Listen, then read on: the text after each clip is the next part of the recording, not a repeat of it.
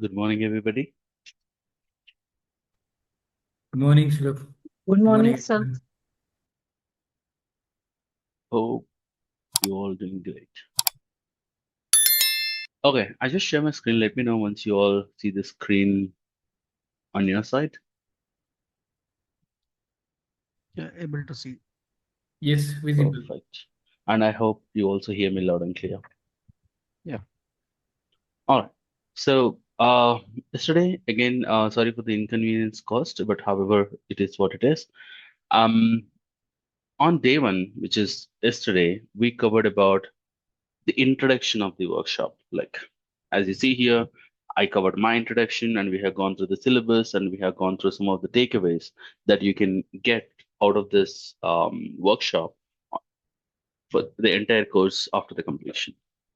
And we have made some expectations on how to make the communications, like example for Q&A, how and when you can actually connect and how you can deliver those questions and how you can ask those questions via chat box and then at the end of the Q&A session. It's basically like giving some introduction about orchestration, or I would say about how we actually have or need to have this particular workshop. Now, coming to day two.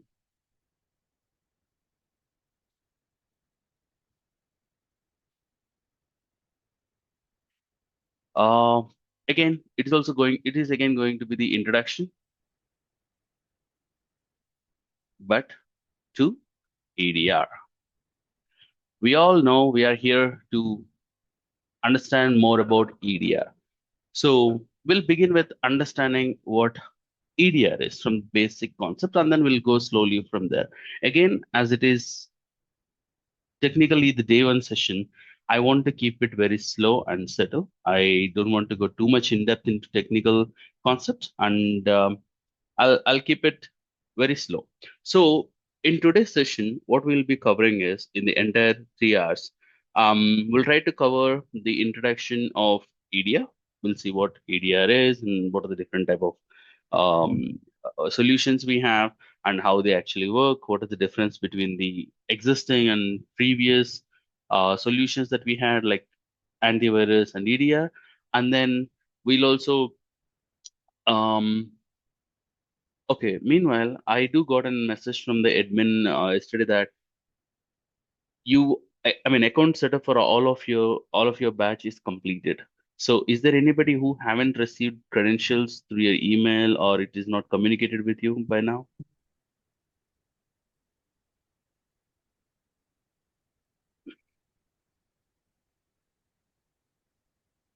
So actually, uh, they mailed me, but I can't able to create the account.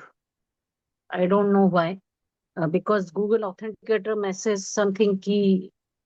As I'm a fresher, I don't know actually how to Okay, create. don't worry. I think there is one more person. Jyoti, you did not receive the email on your personal Gmail that you enrolled with some experts.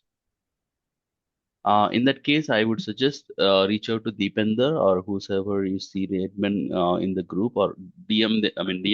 Do the DM for them. They'll help you out. That But I was the technical communicated Dipankar sir, I think, sir, technical Deepankar team or guy. yeah. Yeah. Okay. I will Just reach message you. him one to one. And Swati, I think for your case, I think I should be able to help you out because we already shared a complete PDF or a Word document with the entire process how to set up the Yeah. MFA and how to set up the account along with the email that you receive. Yeah. But Yeah. however, don't worry, I'll go through the entire setup again here in some time. There we'll see what kind of issues you are encountering, Okay, sir.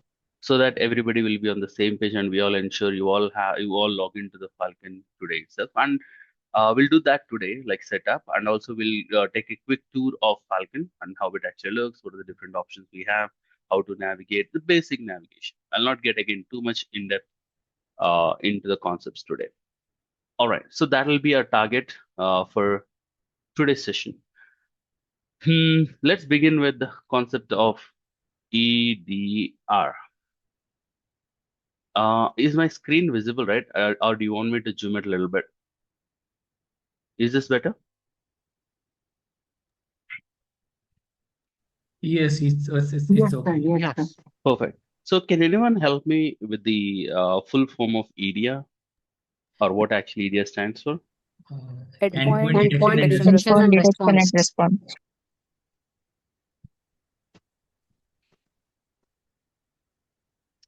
All right, excellent. It is endpoint detection and response. So as we are here to learn and to understand EDR from the basic to all the way to the expert. So what we'll do is we'll begin with the first point. We'll try to understand first E, what that actually E is. So as we all know, E stands for endpoint. So what do you think is an endpoint? Mm, User machines, Workstations. workstations, laptops, servers. An Okay. endpoint is a device that maybe connects with the network and maybe save the data in it. Something. Good. Station, laptop, desktop. Laptops. Workstation typically falls under Yep. desktops also. It Or can maybe be let any me. device. It can be any Mhm. device that stores the data and connect to network. Any device that stores the data and connects to network, Connect right? to network. Good. Any other thoughts? Maybe you can also go with some examples, like we see here, mobile workstations, laptops.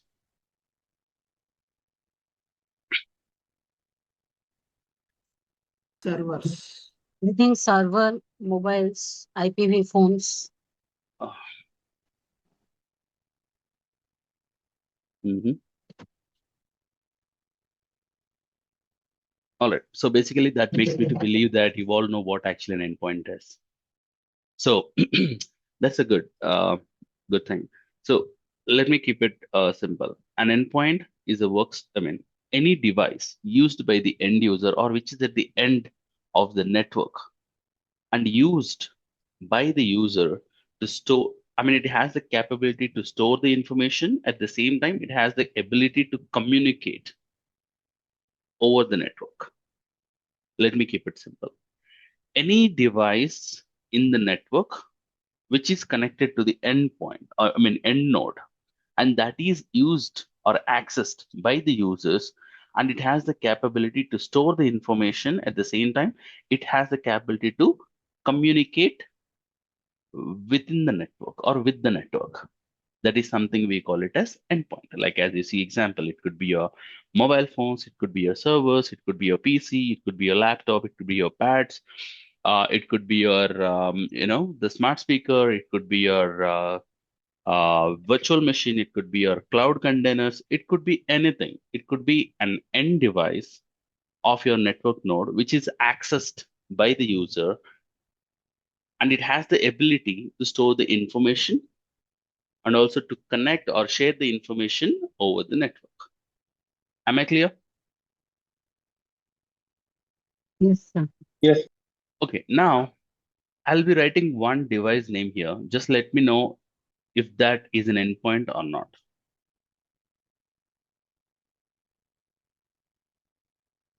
You all know the network device router?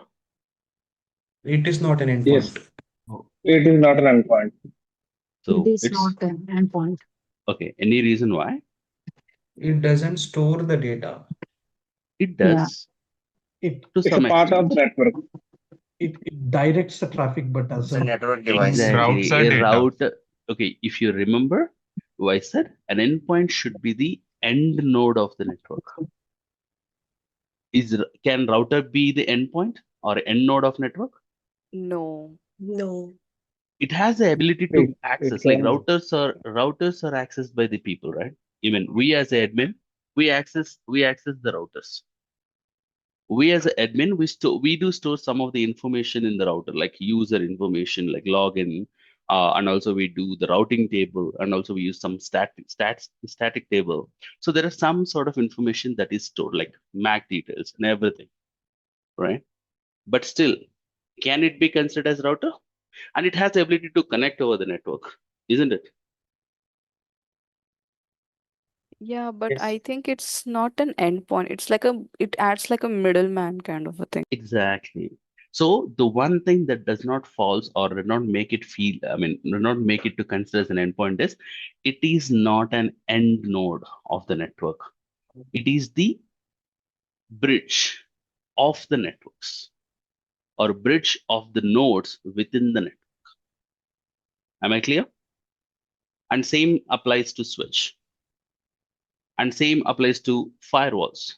Now you can see the next gen firewalls, right?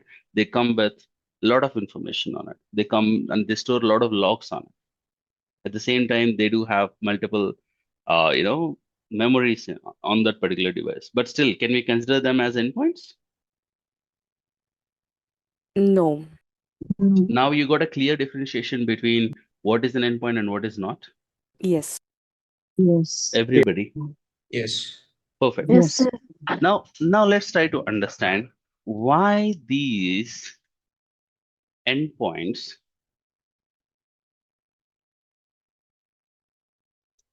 need to be. I'm so sorry.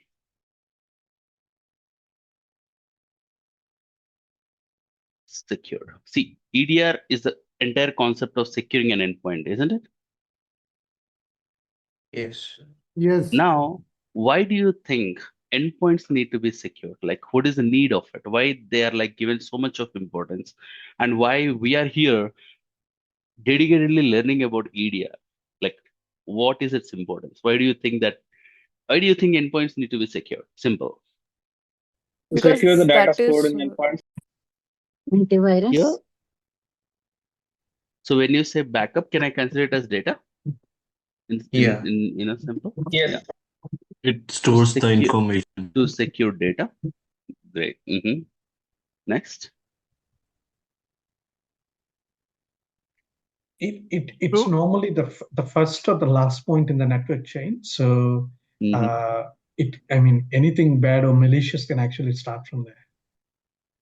You mean to say it is where a user can access and get exploited. Yeah, Is that's it better correct? wording. Yeah. No, you're fine. Next. Any other? Data exfiltration can be stopped.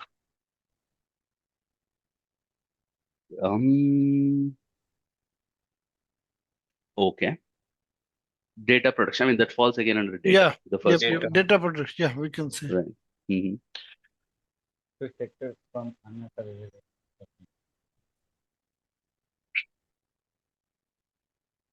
To safeguard of digital information, that is part of information Again, security data. and I mean, digital or intellectual, like whatever it is still the data. So anything that information is stored, we consider it as data. Okay. The other point that I want to make here is most vulnerable. So when we say most vulnerable, the software glitches and everything that happens usually with the endpoint, and that vulnerabilities directly are directly proportional to cyber attacks. Am I right? Yes. And it has vulnerable users as well. Like if you take router or if you take any switch, any device in between, there will not be too much of user interaction, right? Only a people or admin who will log into those devices whenever they need to make some changes. Am I right? Even if it is a server, only sometimes the people usually log into it and then make the changes and then they just leave it as it is. And they keep it, or they ensure it is connected to the internet all the time. But when it comes to the endpoints or the laptops, they are used by the end users like us. And for the threat actors, humans are always the most vulnerable uh, or easily, I mean, the things that can be easily exploited during their attack. Like example, if you take phishing or if you take malvertising, if you take any malware of that matter, without any user interaction, Okay, you tell me one malware that executes itself on the endpoint without user interaction or without intervenience of user. Worm. Yeah, for the first infection, still it need an human interaction, right? Somebody needs to download it. Somebody need to execute it. Rootkit, rootkit. PowerShell. Rootkits, PowerShell, Fileless fileless malware, still they need some help by the user at the entry point. So let me keep it simple. As of today, we have no malware which can exploit by itself without 0% of involvement of a user.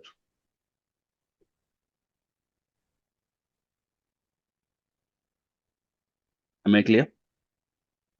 And users are the most vulnerable or easily can be exploited. They can be tricked.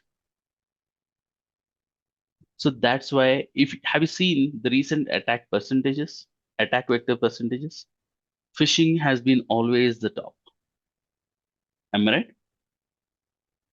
Phishing is like 70% of the threat actors are still using phishing because they are the easy things to take to the go to the users, and then somehow the success rate of phishing is still high.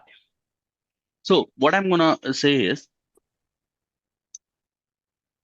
it is having a huge attack surface.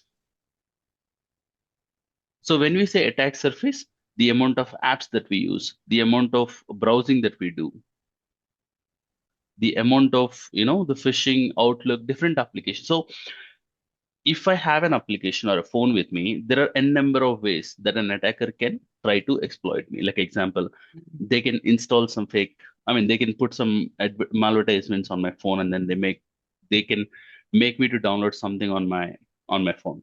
And second one is I have my Gmail or Outlook or any of the email communication. So one of them can send the email onto that application, and I can click on it.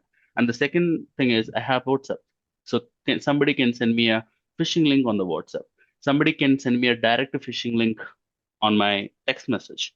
Somebody can call me and trick me to get my password and username. That is called phishing. You guys heard of it?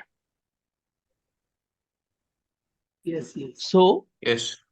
there are n number of ways that, or n number of possibilities that an endpoint can be exploited or attacked by the threat actors because of its attack surface. Now we understood what the attack surface is. Like example, let's say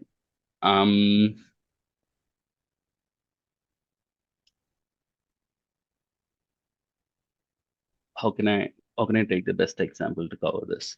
Let me think. Let's say you are into the war. Okay, let's go to that olden days, or where you used to have the fights between the kingdom. I mean, between the kings and fight for the kingdom. Let's say we have two kings. One king is owning an island. Another king is owning another island. One island is of 5 kilometers of radius, and the other kingdom is 500 kilometers of radius. You're getting my point? Now, Yes. when the fight happens, who has more attack surface? Who need to be? Is it easy to cover 5 kilometers or easy to cover 500 kilometers? I mean, to protect in terms of protection. 5 kilometers can be protected easily. Kilometers. Now think from the attacker perspective. So do you think attacking a 5 kilometer, entering or intruding a continent or an island which is of 5 kilometers radius is easy, or intruding into a island or the area which is of 500 kilometers of radius? Which one will be easy for them? 500 kilometers. The reason 500. being, the more area, there is so much of, there can be a possibility of flexibility. Because if you consider in terms of securing those endpoints, like even if it is 20 soldiers here in the island, 20 or maybe 100 soldiers, for every 100 meters, you will get to have one soldier watching the border, right? But here, whereas into 500, you need a lot of, I mean, it comes with more additional responsibility. And if you don't have a proper staffing and proper controls over it, obviously it will be considered as vulnerable and people will exploit it easily. And then that is what the attack surface is. The more you expose, the more you are prone to being attacked. Am I clear? Yes, it's like an enterprise have 100,000 devices and the other one has 10, right? Oh yeah, best example. I could have taken that. Now see, if you have 100 devices, obviously the 100 uses and 100 ways that, I mean, 100 phishing emails, and success rate is, even if you consider 60, your 60 missions are getting impacted.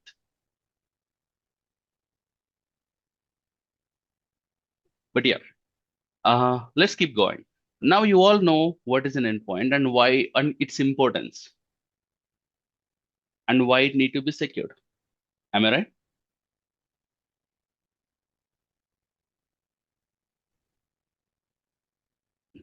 Hello. Yes. Yes. No. Yep. Yes, sir. Yes. Okay. Now, to put into the real-time situation, imagine everybody has our phones, right? And everybody, most of us uses our personal phone, and everybody has their personal phones. And most of our data will be on the phone or over the phone or the cloud. Now imagine I have got access to your phone. I have got access to your entire data on your phone. What could be the possible risks? Again, I'm only talking about from the personal user perspective. It can access to Stealing banking Gmail. credentials, Stealing privacy, financial credentials, Yeah. privacy personal matters. informations. Data Mhm. link. Some credit card or debit card Yeah, credentials. financial Yeah. credit. Yeah, Right? that comes under finance.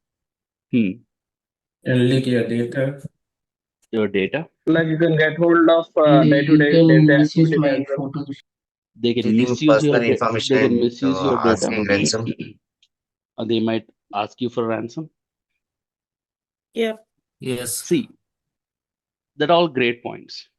Now, we as a personal user, and we'll be having a maybe we'll be having one max of 1 TB data on our phone or maybe on cloud. I mean, I know many people will be on average.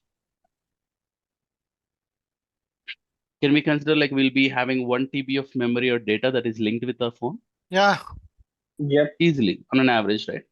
Now, just a device that has 1 TB of information, if it is getting compromised or it is getting into hands which it is not supposed to be, we have these many risks and concerns, right? It's like losing yourself, losing your identity, losing your reputation. Am I right? yeah. Now It can also export.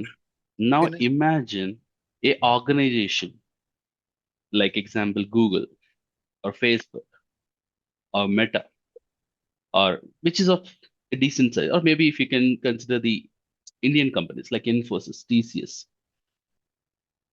what could be the amount of data they would be storing? In the Huge, in right? the petabyte. That's huge. And Yep. imagine if any data is theft, the risk that we have itself is very serious. I mean, we consider it as very risky and it is dangerous.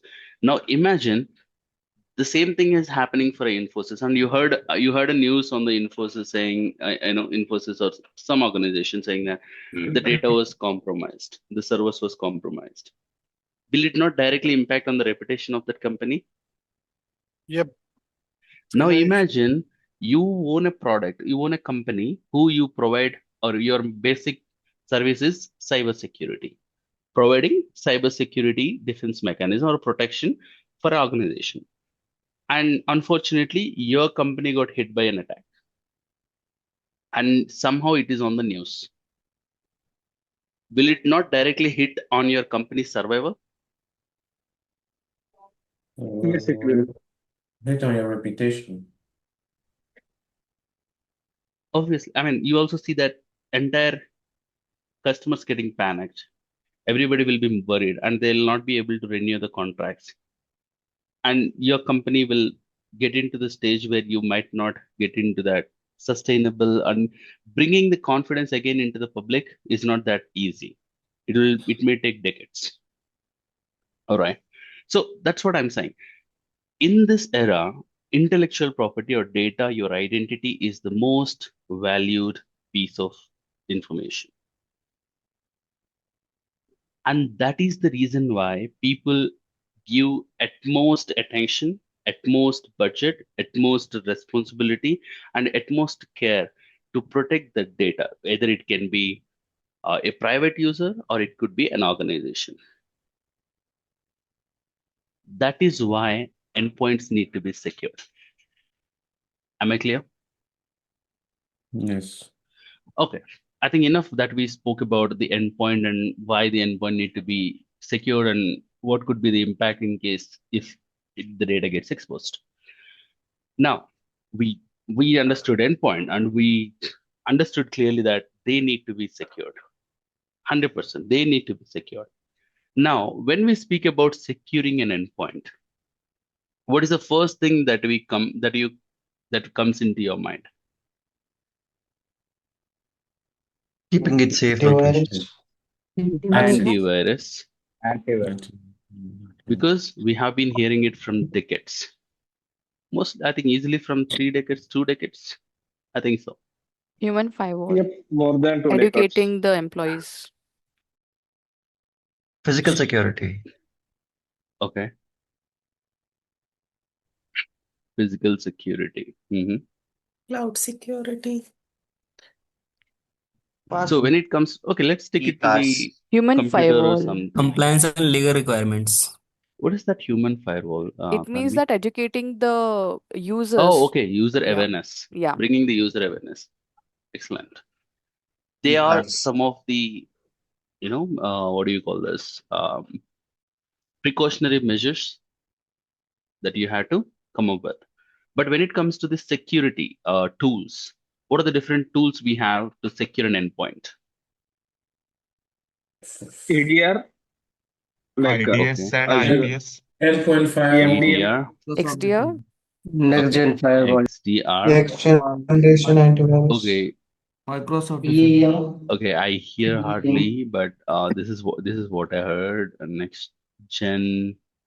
Yes. Did you say firewall or you said next gen Next AV? generation antivirus. Okay, next gen AV. Microsoft Firewall as well, right? DLP. Defender is a EDR. Defender is an EDR that falls in the EDR. Somebody said IDS and firewall. IPS. Yeah. Okay, IDS and IPS. Yeah. And also somebody said firewalls. Yeah. Firewall. Okay. VPN. Okay. First of all, let's discuss about these two over here, just so that we clear some confusion before we get into the topic.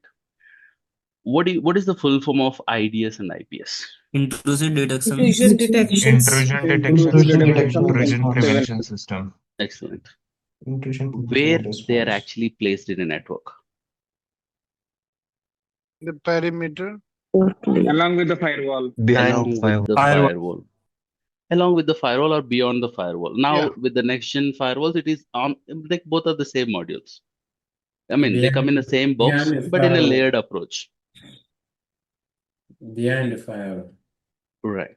Now, which is over the network? These are the security tools, IDS and IPS and firewalls, which is protecting your your data over the network. Am I right? Yes. Yes, Are yes. these endpoints? Exactly. No, No. no, no. Now, can we consider them as endpoint security devices? No. Yep. No. No. These are network security devices. Your proxy, firewalls, IDS, IPS, WAF, everything falls under network security devices. They are not endpoint security devices because do you remember installing a firewall on endpoint Never. or Nope. integrating a firewall on endpoint? We don't because they Nope. are on the network. They are the network devices. But if you talk about like software firewall in Windows, we Yeah, have that's a different thing. But again, that firewalls will only protect your data when it comes to the layer 0. I mean, you have that layers, right? 0 to 7. When it comes to from application layer to physical layer, after, I mean, not physical layer, maybe the network layer, layer 3, where the IP address is generated or domain is generated, I mean, where the domain is added. Only at the network layer, these devices will give you the protection. Arvind, I have a doubt.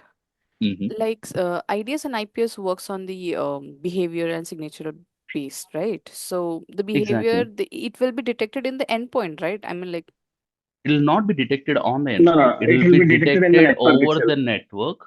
It will inspect the packet. And okay. packet is the mode of communication that is used at the network level. All your data will be transmitted through packets. And what IPS IDS does is they do some inspection at the packet level. They look at the script, they look at the strings, they look at some of the known patterns. It also works with the signature, but the signatures should match particular patterns of that packet, not or anything to do with the application level. Because if you consider an endpoint, a mobile phone, like WhatsApp, Outlook, or any of the applications that we speak, like Chrome, they all work at layer 7, which is at application layer. So we need a tool or we need, excuse me, we need a device which can give us the protection at level 7. Yeah, That got it. is, we call it as endpoint, excuse me, we call it as endpoint security tools. So simply put, IDS, IPS, firewalls, routers, switches are not considered as endpoint security devices. Now, we have Arvind, plenty good one question. examples of options here. Yeah, go on. Yeah, what about host-based IDS and IPS? That's a good question. Even the host-based IPS and IDS, they can be considered as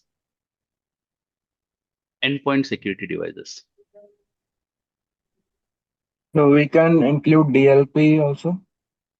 Of course, yes. But again, yeah, of course, yes. DLP is also part of your endpoint security. But everything has their own scope of securing the data. All right, we'll look into all those solutions right now. Now we have plenty good examples over here. We have antivirus, we have EDR. Somebody said XDR, somebody said next-gen AV. Like, we'll just try to figure it out, like what all solutions we have. We'll just go back for some years back, and we'll go to something called as antivirus. I think we all know what the antivirus is, right? Yeah. Okay. Yeah.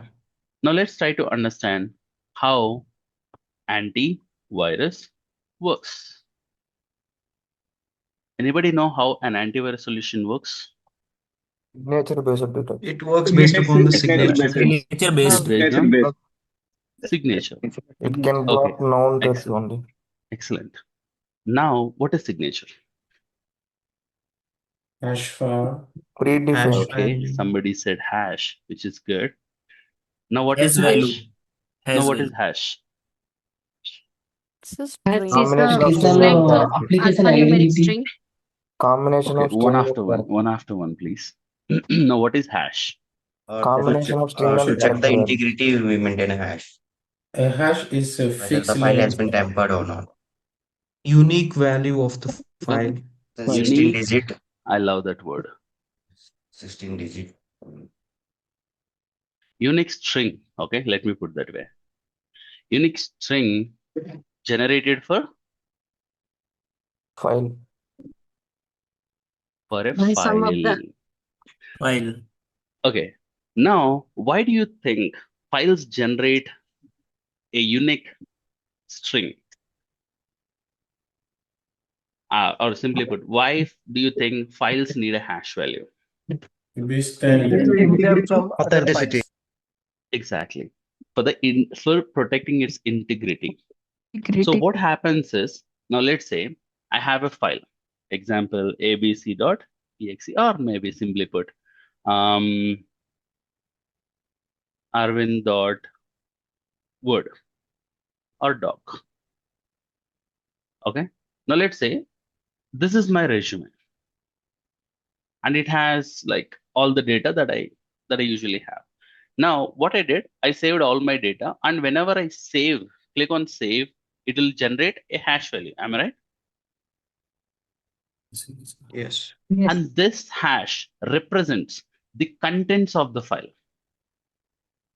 This hash not represents, this is generated with respect to the contents of the file, so that it will indicate this particular content or this particular data is stored or referred to this particular hash. Now let's say I move to another company and I want to update my resume.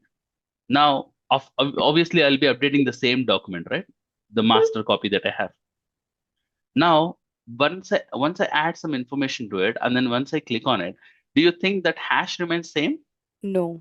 No. Of course not, because the It data changes. within this document has been altered or changed or modified.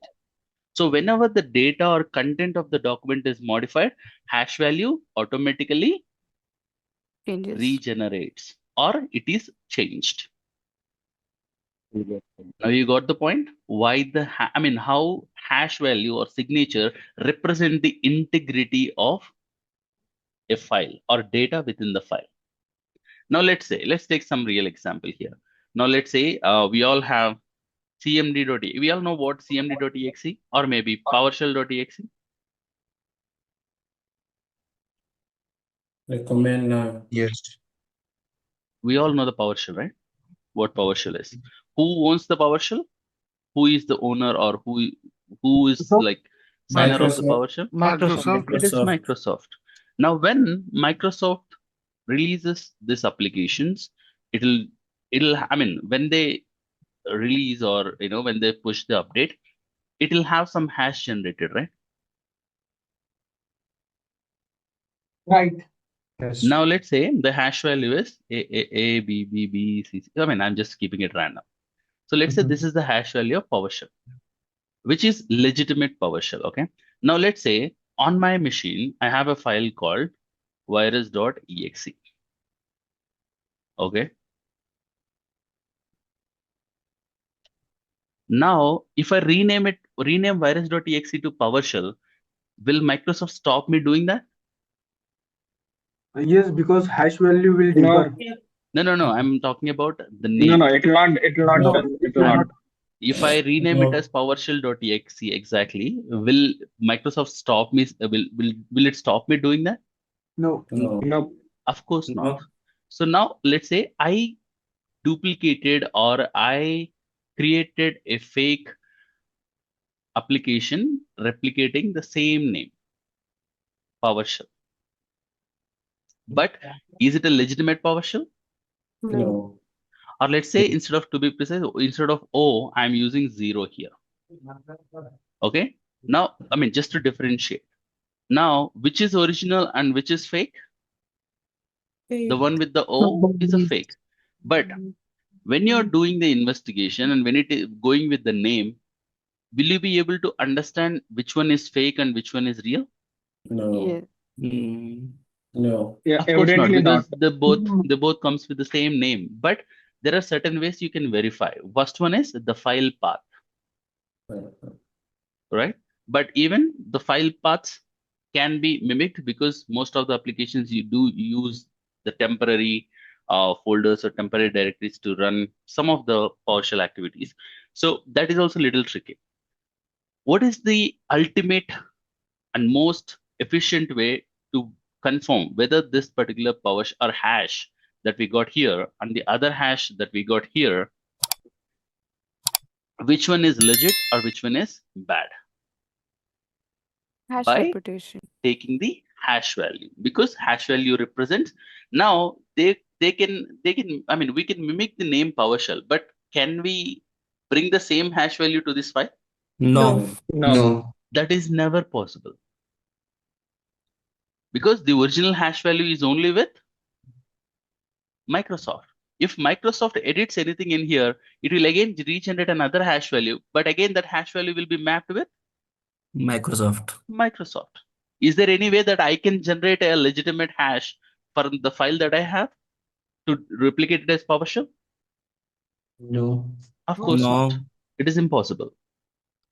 Now you understood what is this file hash and then why it is used for the checking of the integrity. Now, once I check the hash value of both these files, will I come to know which is fake and which is legit? Yes. Yes. Yes. That is what we call it as authenticity, or we call integration. That is what all the statements are coming from. I just want to make sure we all are on the same page. That's why I'm taking this long story. Excellent. First is signature-based detections. Okay. Now, how do you think the signature-based detection works?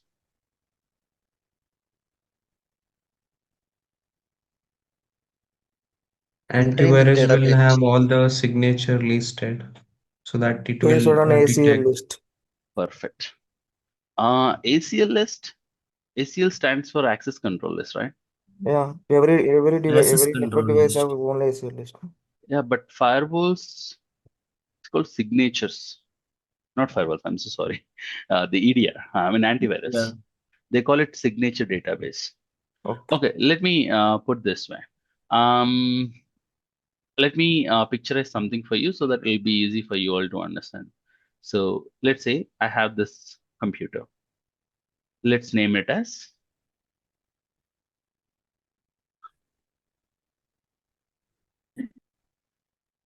Hackbook. Okay.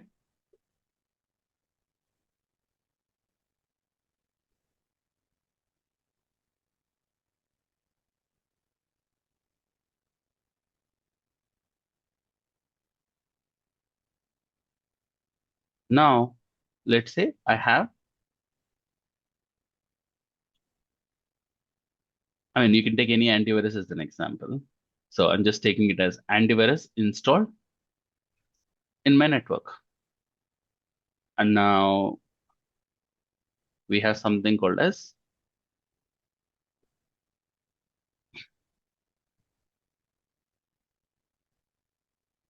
signature database. Okay. Now let me consider this signature some random. Okay. Ignore. Okay. Ignore those random strings. I'm just wantedly taking them.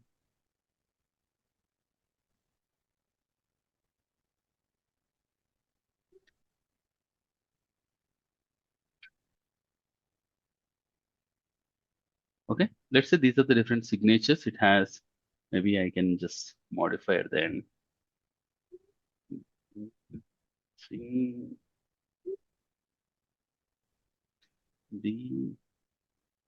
E F H.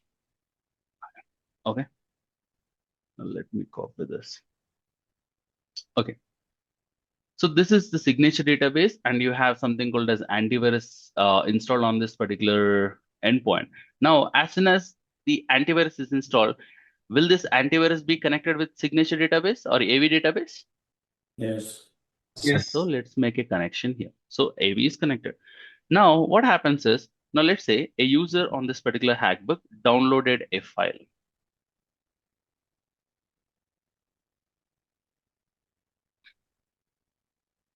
On this machine, a user downloaded a file named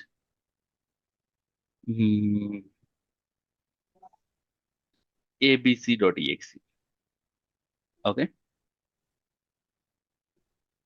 on a hackbook, a user downloaded abc.exe from the internet. Now, when somebody downloads a file, what is the first thing that happens? Okay, I mean, it will be stored into your disk, right? A memory. Which memory the files will be saved, whatever we downloaded? We have two type of Temp memories, right? memory. Temporary. Random. We have two memories in the computer, right? RAM and hard. So we have RAM and ROM, which is like permanent memory and a temporary memory. So RAM is a temporary memory, ROM is a permanent memory. Permanent. So whenever we save any files, again, remember, whenever we save any files, that will write the data to the disk. And which disk it is? Is it RAM or ROM? ROM. Hard drive. So to your ROM. So whenever the data is saved to ROM, then your computer will generate a hash value for it.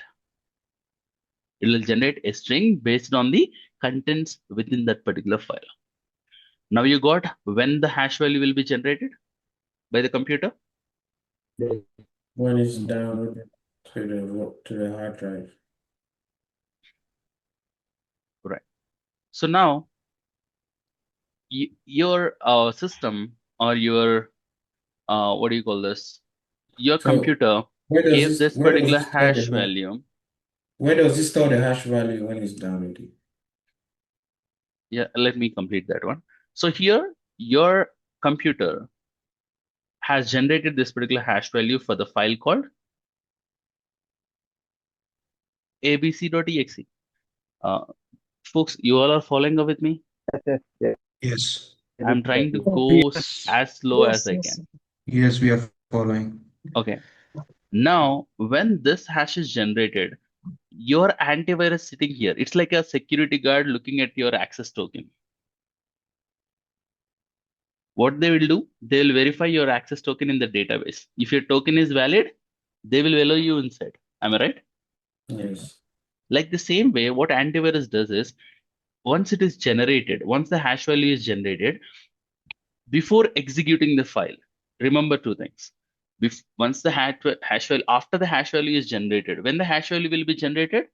After a successful download of a file. And before the execution, your file will be scanned or examined with the database. So now when the antivirus sends this file to database saying, hey, I got a new file, can you check if this hash is in your database? Now, is this hash in the database available? Yes. Yes. Okay, you see the, okay. It is available. You see this one right here? Yes. It is matching with this one. So now when I execute this particular file, abc.exe, do you think my antivirus will let me to run this particular file on my machine? It will not. It will not. It will protect you by not executing that particular application on your machine, and it will what do you call this? It will remove the file. Remove or quarantine. You can consider remove the file from your machine to stop any future usage. Is it clear? Yes. Very old school thing. But again, I want to make sure you all are clear. So now, isn't it beautiful? Isn't it great? Now, why do you think? Okay. Now let's say you have this particular antivirus solution, which looks amazing. It has all the detections and everything. I mean, it is able to detect and protect you from the threats, right? Now, what was the challenge or what was the issues with this particular antivirus that made us to evaluate the endpoint security solutions to EDR? It is only limited to signature-based detection. Perfect. Now, but the way that we discussed is it is only related to signature-based detections. So, what if? Have you guys heard of something called a 0 day? Yeah. Yes. If not, Clear. please go Yes. through None it of the and get a security complete. device have If no not, security. if not, please go through it and then try to understand as your, is your topic. Like, go through it and then thoroughly understand it. What is 0 day? So, in terms of 0 day, which means that it is not known by the database. Or let's say, imagine you have this particular network, you have this particular setup in your organization, and what happens is due to some network issue, there is some disconnection between Falcon database, I mean, not Falcon, your antivirus database to antivirus. And now during this situation, you downloaded a malware file.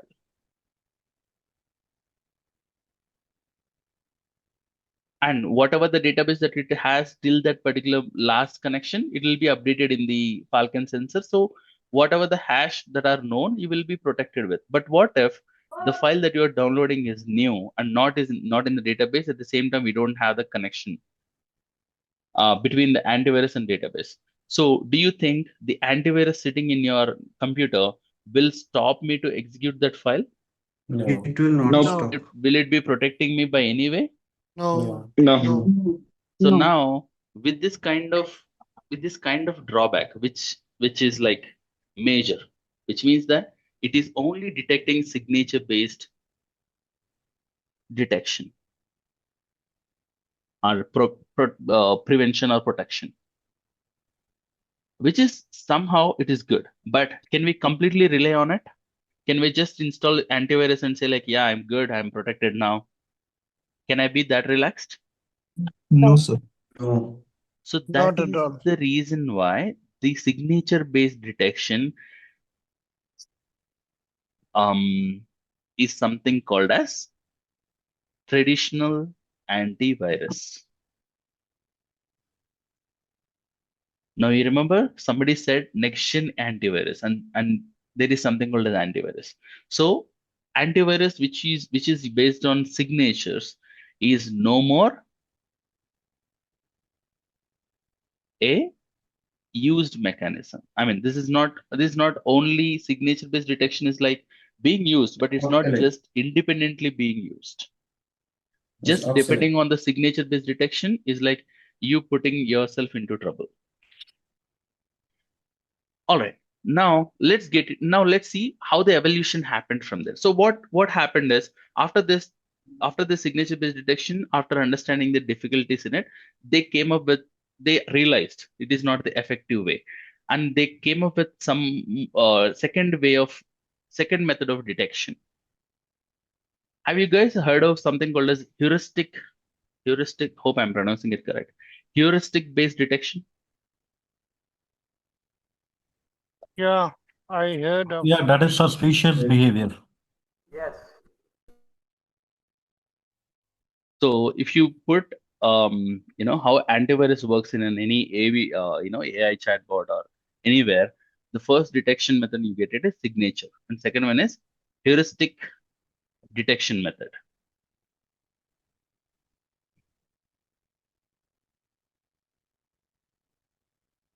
Okay. Before I speak about heuristic, I hope I'm pronouncing it correct. Heuristic. Anybody has any questions still here?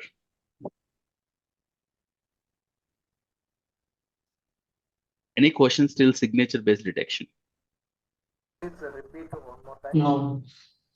Mention or here like remove file from your machine. So what is the reason behind that? Because it is found it's in database, So there is a which malicious. is identified as malware. So Okay. if it is the malware, then obviously there is no point to have that file on the system. That's why it will immediately remove the file from the system and it will not let you to execute the file. In this case, So it in will this case, automatically or we need an to. anti- in this Sorry, case, an one after antivirus one, is please. also detection and detect and respond as well. Yeah, that is what antivirus is more known for its prevention method, not detection. It is well known for its prevention. Okay. Here, remove means delete the file. Yeah, quarantine or delete, you can consider. Arvind, I think I had a miss. So as you said, the hash will be given by the room, right? So will it that be based on the suspicious of the, like, will it that room No, know no, that, no. like, or it The is just a hash has random? nothing. Hash has nothing to do with whether it is malicious, good, bad, nothing. Whatever the data in it, based on the data within the file, it generates the hash. See, let's say there is a script that you executed, like connect to google.com. Okay, that's a script you executed and put it in a file. Now it will have a hash value. Now what happened is, next time somebody modified that google.com with some malicious URL in it. Even this time, ROM will still generate a unique hash value because it doesn't know whether it is looking into Google or some other application or some other malicious sites. It does not know anything. It just think what are the contents of this particular file, and based on that, it will generate a string. That is what we call it as hash. Okay. All right.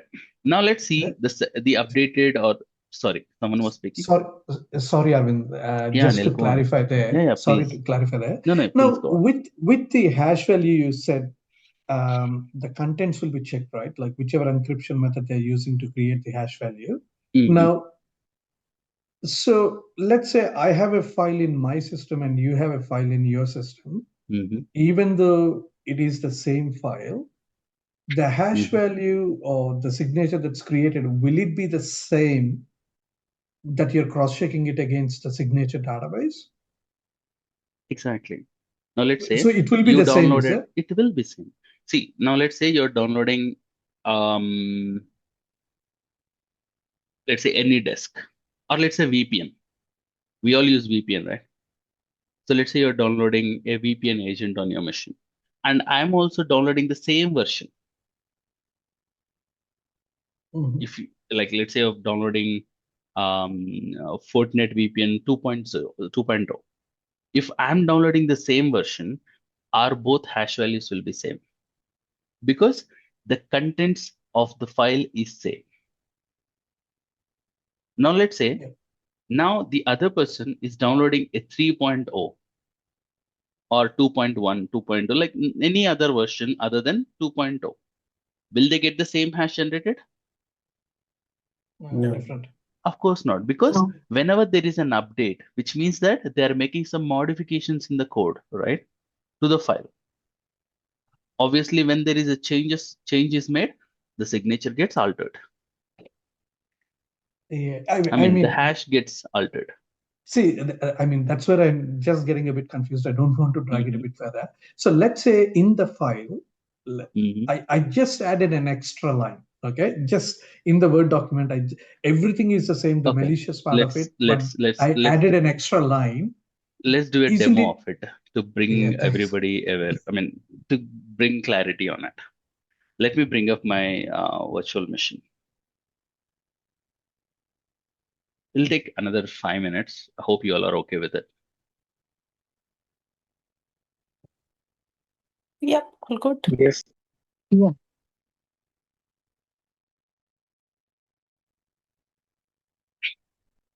Where is my VM?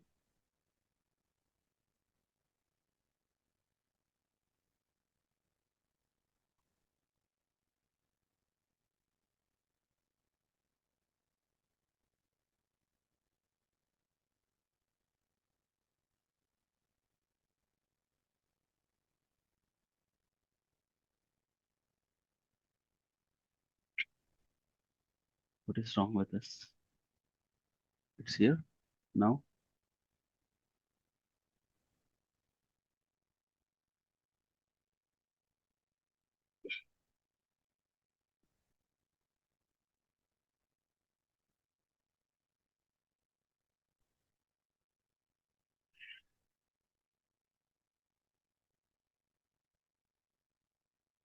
Why is my VM is not booting up? Just give me a second. Let me kill this and then let me create and open again.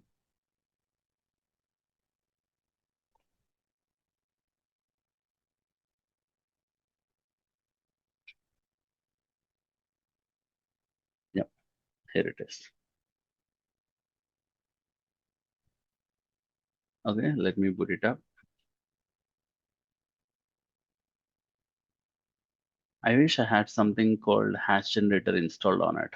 If not, it'll be a problem. Let me quickly check.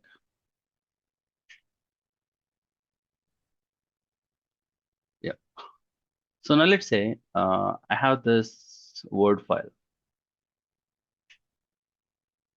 It will take some time. Just bear with me.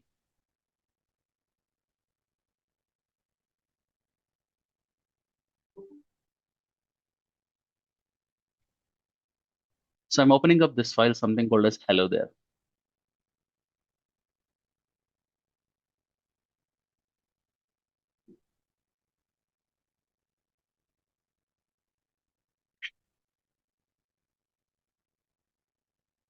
Okay. So you see the content of the file.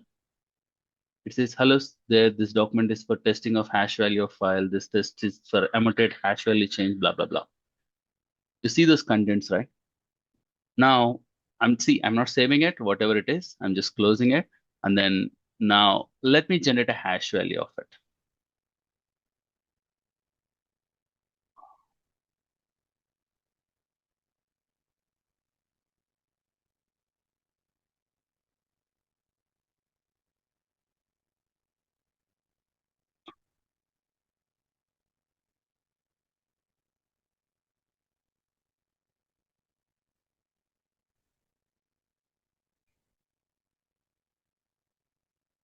Okay. Now I want to check the hash value of it. So I'm just dragging it here. So now you see the hash value. I mean, it generated a hash value, right? I'm using an third-party application to generate the hash value here. So this is the hash value of this particular file. Maybe somebody can just make a note or remember this last. It is FF879, which is SHA-1. And SHA-256, it ends with 8523. So now what I'll do is, I'll go to this document.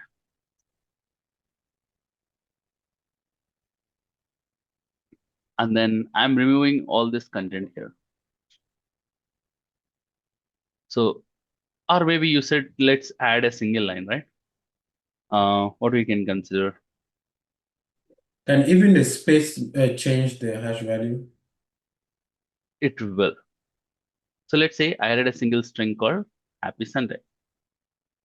Okay, now I'm going to save it. And then I'm going to close it. And I'm going to drag this again.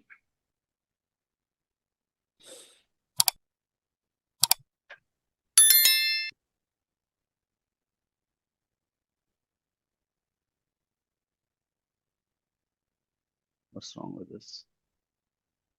Hope you all remember the hash value of this FF789. So let me file.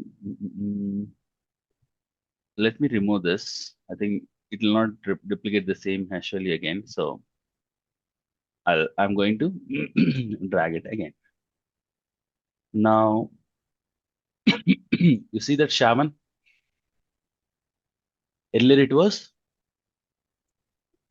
Ending with 879. Right. Now, even the SHAs, I mean, everything will be changed. Now, are you clear? Yeah, I mean, that's why my question is, so if the signature database in the antivirus, how will it then compare? See, even this file, it still had that malicious content, right? Which was originally there. Right. So if the signature value changed, how will it be cross-checking it against the antivirus database? That is because see, antivirus does. The database will be updated. Exactly. Antivirus database will be updated very frequently. Like currently, I think as of 2026, antivirus database is getting updated for every 2 minutes. In other case, it will be a 0-day attack if it's not updated. If not, it is a 0-day like we spoke sometime back. Now, if your question is like, what if there is, I mean, I don't know what your question directly is replicate into, but what I'm thinking is, what if antivirus fails to detect it, or antivirus does not have a signature for it? Then obviously antivirus will not take any action. It will allow, it will, it will make the application to run on your application, on your system. And hence your system will be compromised. That is the major drawback of traditional antivirus or signature based detection. On Am I what clear? basis? Yeah, got it. On what basis you will set Yeah, pre-signatures? they are updated because people report it, right? You see that virus total. Have you maybe used virus total? Yes. So there are something Yes. called as search engines.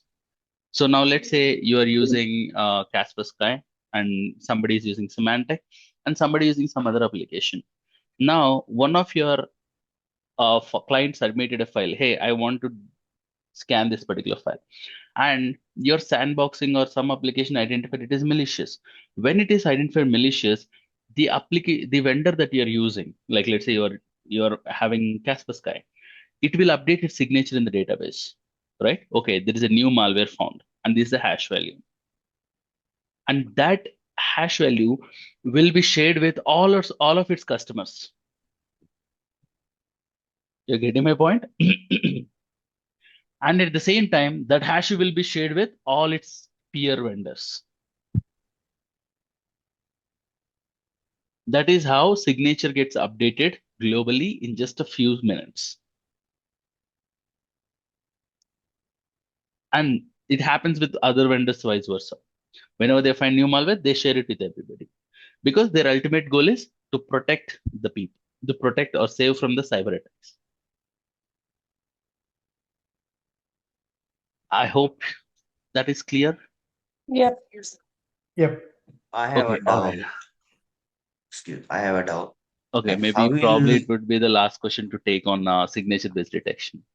how will define a pre-signatures database? And if I download anything, that signature was not in my database. It was not updated. And if I download and no one has reported about that one till now in a virus total or in some Then other for way. antivirus, it is just a file, not a virus. How So will it will. in what basis we will set a signature based hash values? It's not you who will be setting it up. It will be the AV, who manages your AV. So now let's say you found in this situation, let's say there is a file called abc.exe that you downloaded. And you found, your antivirus found there is no signature match for it because it's a 0-day. Clear? Now, when there is no match, obviously your antivirus will ask it to execute. When it is executed, obviously your system will be compromised. Am I right? Yes. Now let's say you are using a solution called Symantec for your antivirus. In spite of having an updated antivirus on your system, your machine is still compromised. Now what you do, you will call Symantec. You will report to Symantec about the incident. Am I right? So when you report to them, they will ask you for some questions like, can you give me the sample, or they take the image, or they get some artifacts from your machine which is compromised, and they will investigate. When they investigate, if they find that particular file is malicious, they manually update the signature, or they automatically update the signature through sandboxing. And that signature will be shared with all of its customers along with all of its peers. Well, it usually takes some time to be updated, right? Globally. Usually what it says, and for this investigation, they take 3 to 4 days. And once it is published, it will take 2 to 10 minutes to update in everyone's database based on the internet connectivity with that servers. As of now. All right. Hope that is clear. Santosh? Yes. Thank you. Perfect. This is the last question that I'm taking it for signature because I think we are spending a lot of time here. All right, next go to the heuristic based detection. Now, people understood there is a flaw in the hash based detection because as we keep increasing the technology, attackers are also leveraging the technology to mimic the security tools. So see, now we saw a demo. How much time will it take to change the hash value? In fact, how much time did it took for us to change the hash value of a file? 1 seconds. And did I need to invest anything on it? Did I spend any money for it? No. So as an attacker, for you, do you think it is a more effective way Yes. to change the hash value? Yes. Of course, yes, because it is Yes. no finances involved. They don't need to subscribe anything. They don't need to hire a coder. They don't need to do anything. Just need to have to change some fonts here and there. So that's why we call it as it is reliable, but only it will work for the known malwares. That is where they bought something called as heuristic detection. So what heuristic detection is, it is rule-based detection. When we say rule-based, a human gives some intelligence to the system. Like let's say example,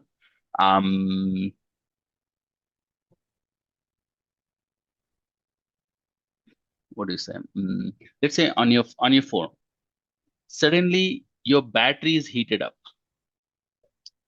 Your battery, your phone, you're not using your phone, you're not charging it, it is sitting idle, but still when you see the temperature, it is really high. What does it indicate? Background apps running. Some background apps are running.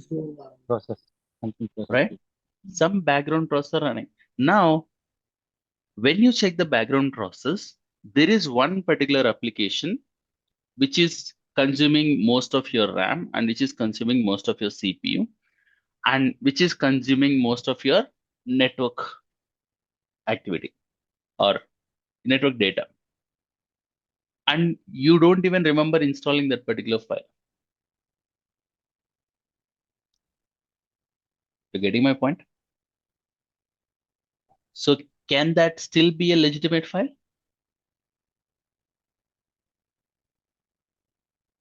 Maybe, maybe not. But is it worth looking into it? Yes. No. 100%. So that is what heuristic based detection is. So in this heuristic based, is it looking for any of the signatures? No, it looks for the behavior. Is it looking for any of the other kind of string values? No. It is looking at the behavior of that particular file. Like let's say example, you have installed an application called, let's take a game. Let's say you installed an application Candy Crush or PUBG or BGMI on your phone. So as soon as you installed it, it has a behavior of throwing malware advertisements, right? Yes. Especially the Candy Crush and other some applications, games. Yes. So now Adware. now you downloaded a file by clicking on that, and that is downloaded without, that is downloaded not from an app store or not from a Play Store. It connected to internet, and from internet it downloaded a APK file or an exe file. Is it an expected behavior from a known gaming application? No. See, if a Candy Crush needs to download an update, or it should be looking for any backup, or it should be installing any supported applications for it, it should be downloaded through App Store. Play Store or App Store, right? Not through Chrome or Edge Yes. Third or party. any other search engines. So if it is doing that, which means that it is an untested product. Whether it could be bad, good, still that is a behavior which indicates that you are performing abnormal. Am I clear? Unusual behavior. Yes. Actual usual behavior is you have to download those extensions or updated files or everything from the trusted channel, which is either App Store or Play Store. But here in this case, you're deviating the process and you are downloading an unwanted application. So now in this situation, that rule says if this happens, stop that particular application right there. What it gonna do? It immediately gonna kill that process. You know what do you mean by kill the process? Yes. It's like stopping the process to run. And then it will remove that particular file. And it will generate an alert for SOC. Is it clear? Yes, sir. Now it is the responsibility of SOC analyst to investigate and see whether it is legit, bad. If it is yes, like what are the next steps that need to be taken? This is what something called as heuristic based detections. Isn't this good? Yes. Perfect. Now with these two detection methods, do you think you are like safe? I mean, with these two detection methods in antivirus, we think that we are like safe. No. No. There is some flaw in this heuristic based detection. What is it? What it is? It is only looking for predefined rules. See, signature based or heuristic based, both are doing the same thing. Here, they are looking for signatures which are predefined. Here, they are looking for predefined rules for the abnormal behaviors. You all are getting my point? Yes. But at the end of the day, they are doing the same thing. They're only looking for the known behaviors.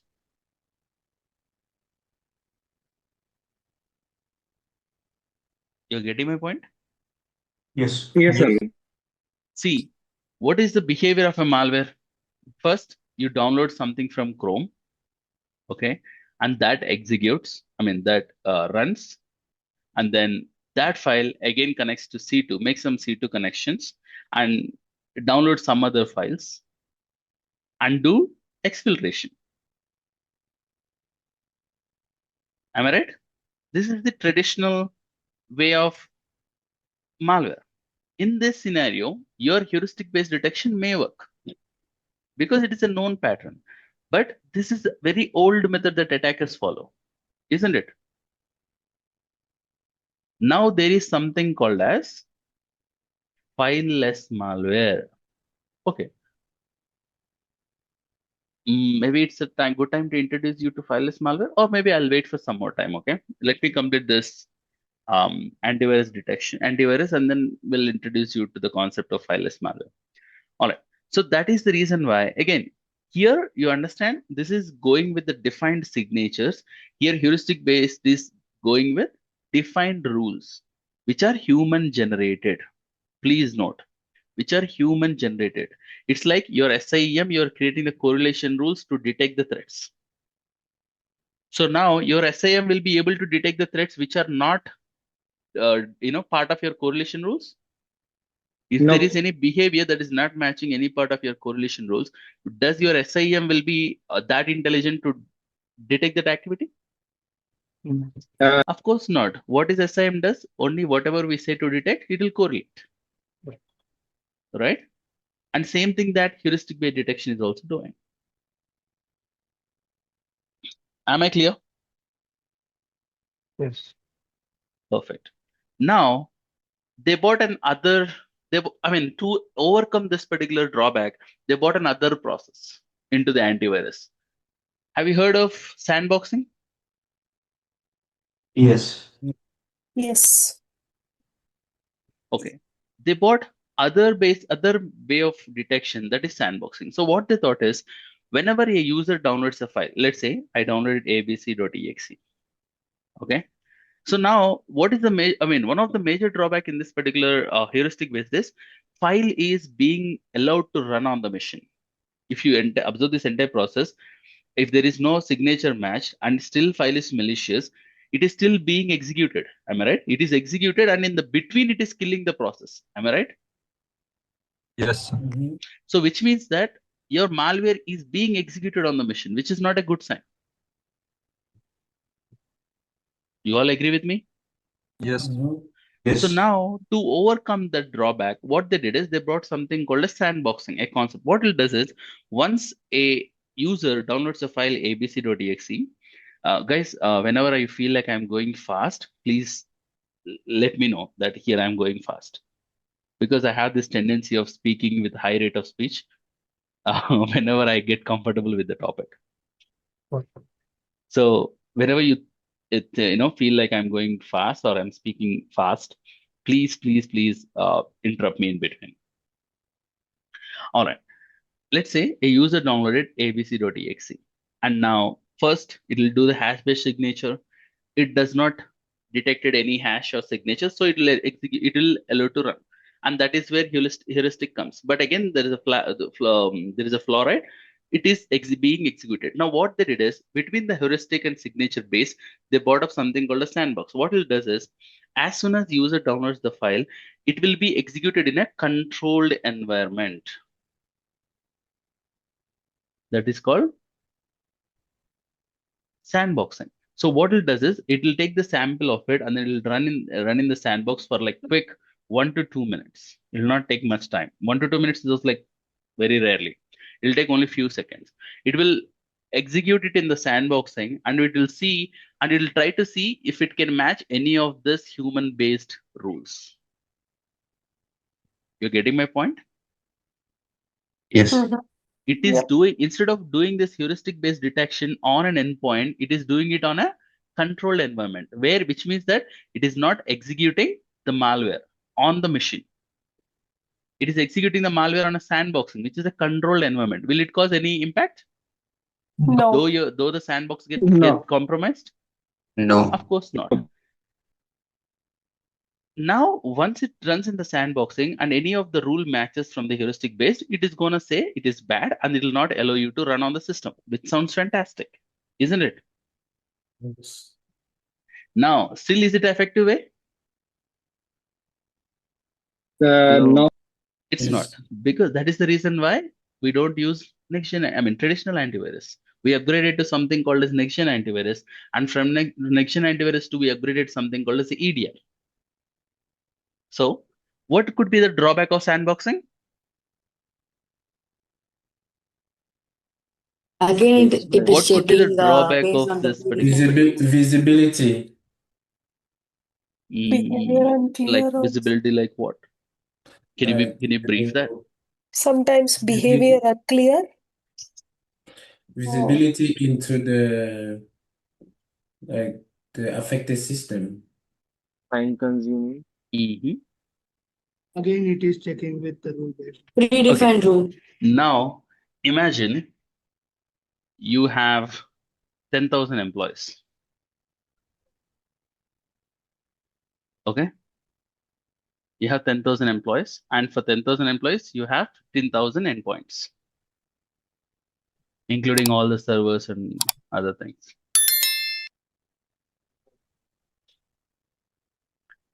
And now, at least on 15,000 endpoints, will there be minimum of 1,000 new files that will be downloaded on a machines per day? Yes.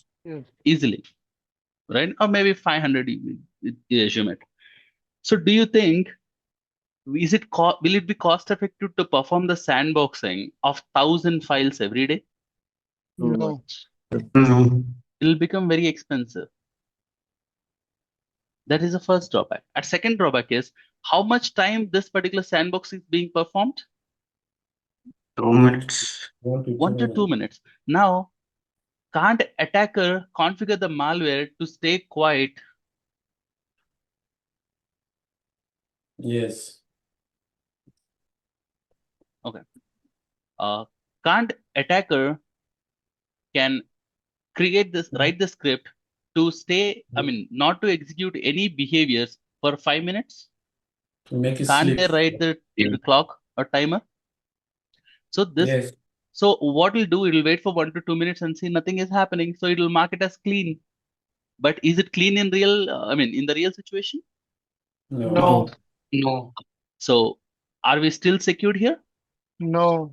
And the other thing is, imagine you downloaded a file. I have a question. Yeah, let me complete this one last and I'll take the question. Now let's say you downloaded this abc.txt, or every file you downloaded on your machine. is every file is being uploaded to Sandboxing and you have to wait 2 minutes to download, 2 minutes to open it. Will it not be frustrating for you? Yes. Yeah. I mean, it'll impact your productivity, isn't it? Yes. Yes. So that is the reason why both the three detection methods are great. But I mean, they're good, but they are not effective in real time.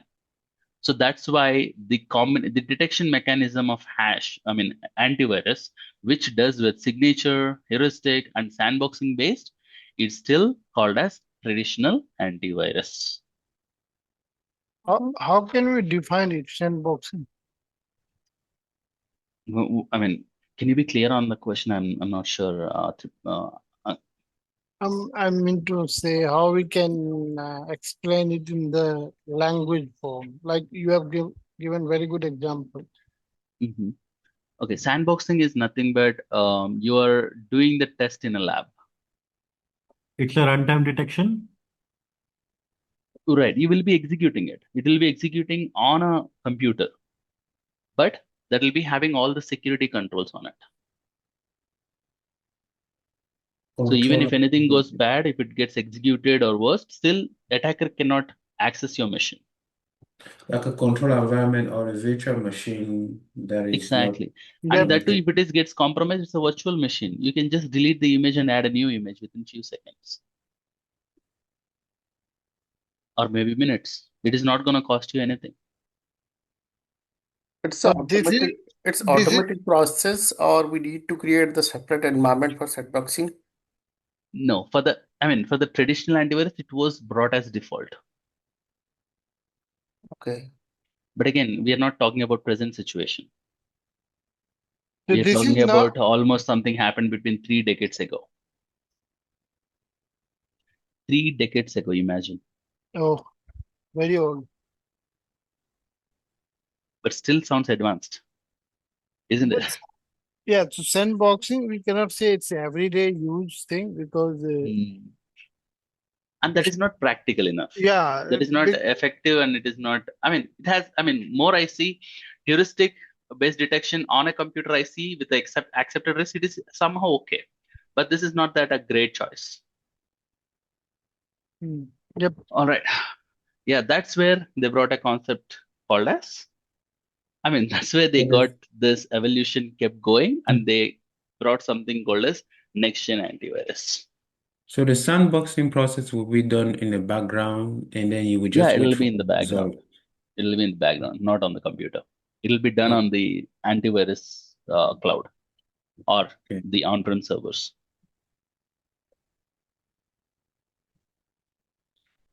Is it all clear till now, everybody? Yep. Yep. Thank you. Even if I'm going very slow, please tell me, because again, we have to achieve our target of completing the entire course in scheduled time frame. Yes. So, I know a few people, it is a very, very, very known Professor, topic. So people may be another feeling it question. bored. Is it a time to wait on the sandbox that's making it not efficient? Because what if you change the wait time? The Okay. 2 and 3 minutes, you increase the time. Let's say I'm increasing it for 10 minutes. Okay. So when we want to execute a file for 10 minutes, then you are literally holding that sandboxing for 10 minutes. So imagine how much of resources you need to create such that's a a sandboxing. drawback. Okay. And second thing, instead of you waiting for 2 minutes, now you have to wait for 10 minutes to open a file. Obviously, Right. it will be impacting on the productivity of a user, and you as a user, you will not be curious on it anymore. See, let's say there is a file downloaded like your payslip or your offer letter or your compensation letter, and imagine it is taking after even downloading it, it is taking 10 minutes for you to open it. Of course, you will crash that machine out of curiosity or excitement. No, I'm just kidding. So obviously, that's not effective. Is that clear? Yes. I have one question here. Sandboxing is still being used in backend? we are still talking about older technology. I'll discuss that once we speak right now. Okay. Let's come step by step. All right, you guys think it's a time for a quick coffee break? No, nowadays companies are not using sandbox. Yes. Sorry, come again. Yes. Nowadays, companies are not using sandboxing technology. That will speak. That will speak when we speak about now, today. But we are still talking about the past. But to answer your question, we still use the sandbox. Even now. Under control conditions. Yeah, I mean, we call it sandboxing whenever it is a controlled environment. If not, it is an actual machine. See, there is no difference between sandboxing and your machine. Both are same. But the only thing is, it is doing Out of it the is network, under surveillance. It is out under of the company surveillance network. and it is under the protection sandbox. And it is not connecting to internet. It's an isolated system. Isolated system. Maybe you can put that. Like isolated system. But okay, I'll speak more about it when I speak about the sandboxing feature within the Falcon. Thanks. Any other questions? Let me quickly review the chat here. have been looking at it and I see no questions asked. Okay, but I see one. Divya Teja, I see your question. How the hash value will be generated in endpoint automatically? Any hash algorithm is inbuilt. Of course, it is within the Windows. That is a behavior of Windows. What kind of algorithm by default it will get? It has three algorithms, right? SHA-1, SHA-256, MD5. But MD5 will produce that collision of hashes with the high about 04. Yeah, that's why they're preferring SHA-256 mostly because of that flexibility. That hashing and algorithms, you can check. There are a number of YouTube videos available. You can go through them and then you can get in detailed details about it. But yeah, I do recommend going through it because it's a good thing to know. Not from an interview perspective, but a self-learning perspective. Yes, thank you. No problem.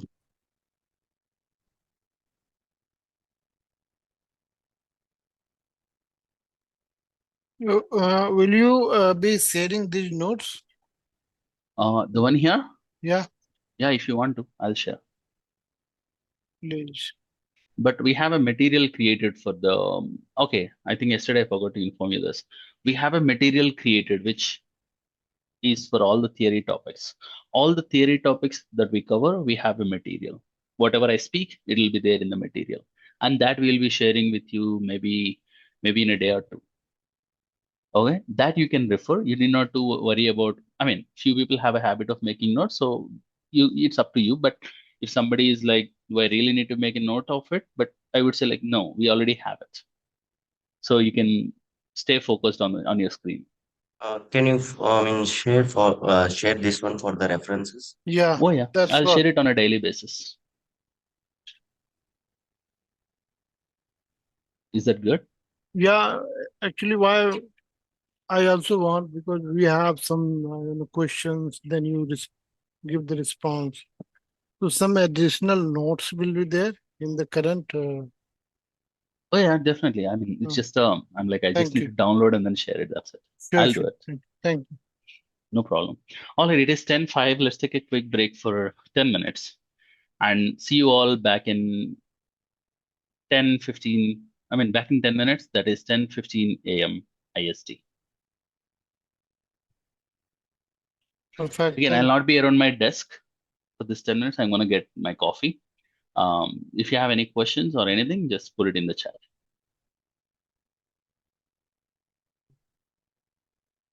Sure.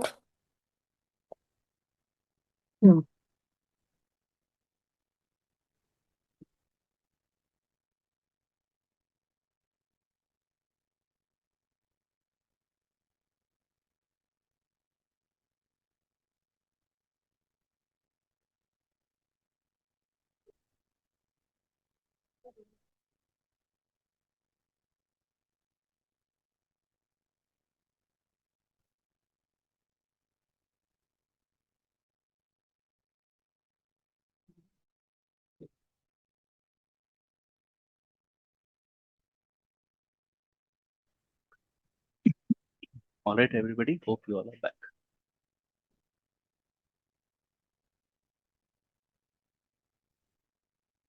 Yes.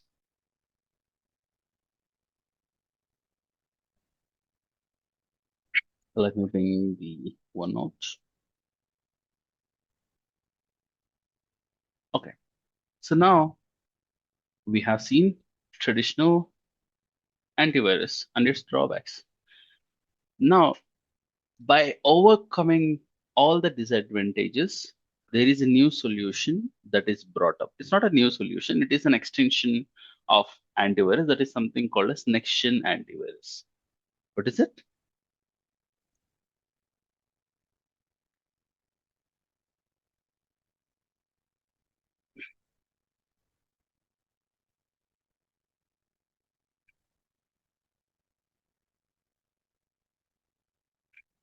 Hello? You all hear me? Yes, sir. Yes. So, in extension with antivirus, they brought something with added features to overcome all the disadvantages or drawbacks of antivirus. That is something called as next generation antivirus solution. Now let's see one by one drawback. First drawback. What is the first drawback of antivirus?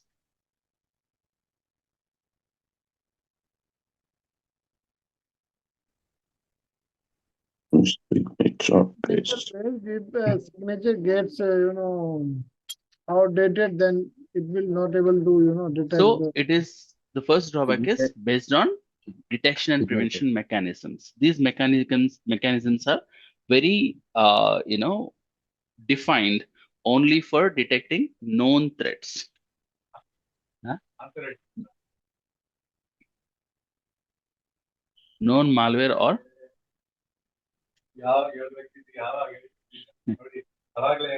guys, if you're not speaking, could you please go put yourself on mute? Huh? Praveen, sorry, I had to mute you because of background noise. All right. Next-gen antivirus, the first drawback is detection and prevention mechanism because it is only designed to detect known malwares. Now, how this is rectified and how this is updated. So there is something called as behavior.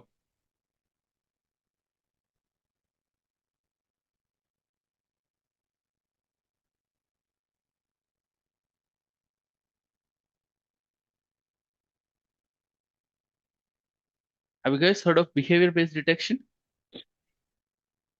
Yeah. Okay, now you all may be wondering, we just spoke about detection, behavior-based detection in something called as heuristic. Are they both not same?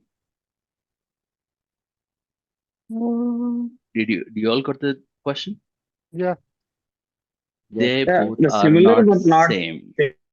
Same, but different. They do the similar kind of activity, but you see, these are rule based. Whatever you have given the rules, only those behaviors will be tested. Only those behaviors will be detected. But you tell me, with this, with the latest technologies and AI, with the kind of evolvement that happened, do you think we can guess the behavior of a threat actor with a human intelligence? No, sir. Or maybe with can we just rely on the previous detections or previous methods used by the attacker, and can we say this is 100% protected? no. Of course not. We can't predict how attacker is going to tweak the behavior, because tweaking the behavior or changing the behavior is little complex, but still it's not difficult. right? So that is the reason why the human-based the rule-based heuristic detection system is only defined to monitor some activities. And again, it will not keep tracking of each and every application. Now, let's say there is a file that is executed abc.exe. Okay. Okay. Maybe I think I'll give you the clear example to differentiate between heuristic and behavior-based detection. Now, let's say you have a computer called Outlook. You have a computer called Hackbook, and on that there is application called Outlook. You all know what Outlook is, right? Yeah. So now on the Outlook, you received an email, and in that email there is something called as PDF. So when you open PDF, obviously the PDF for Adobe Reader or File Explorer will open, right? Yes. Hello. Yep. So there is a PDF.exe that executed. Now, here you see it. Computer accessing Outlook. Is it suspicious behavior? No. No.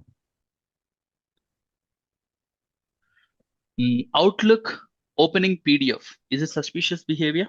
No. No. And this particular PDF is using, as soon as the PDF is open, there is PowerShell that is executed. So PDFs executing PowerShell, is it suspicious? Yes. It is. Yes. But can we say 100% it is suspicious? Yep. No. It could be. Not really. No, not exactly. Or maybe let me put Not this way. Let me put this way. Instead of PDF, there is excel.exe. We all know that Excel files, right? EXCL. So now Outlook open an Excel file and Excel file open PowerShell. So Excel opening a PowerShell, is it bad? Is it 100% bad? No. Yes. No. No, not really. No. Because Excel has some of the scripts that and some of the macros which use PowerShell for the regular day-to-day functionality. Now, PowerShell connected to Chrome. I'm saying internet browser.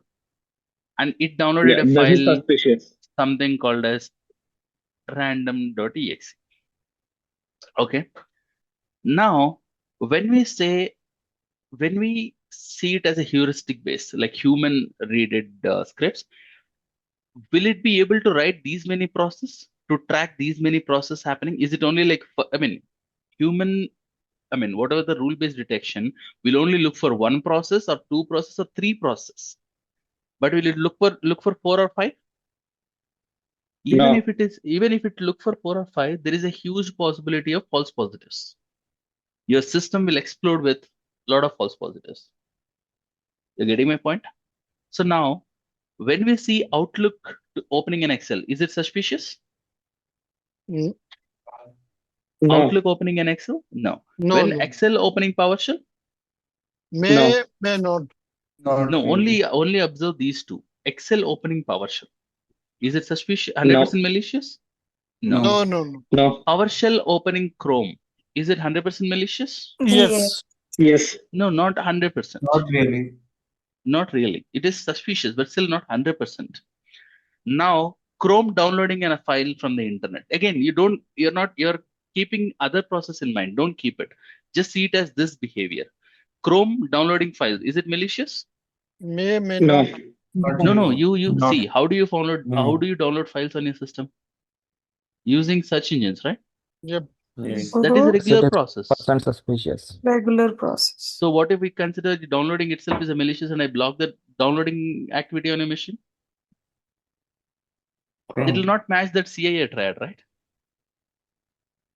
You all know what is CIA triad? Yeah. Yes. Confidentiality, integrity.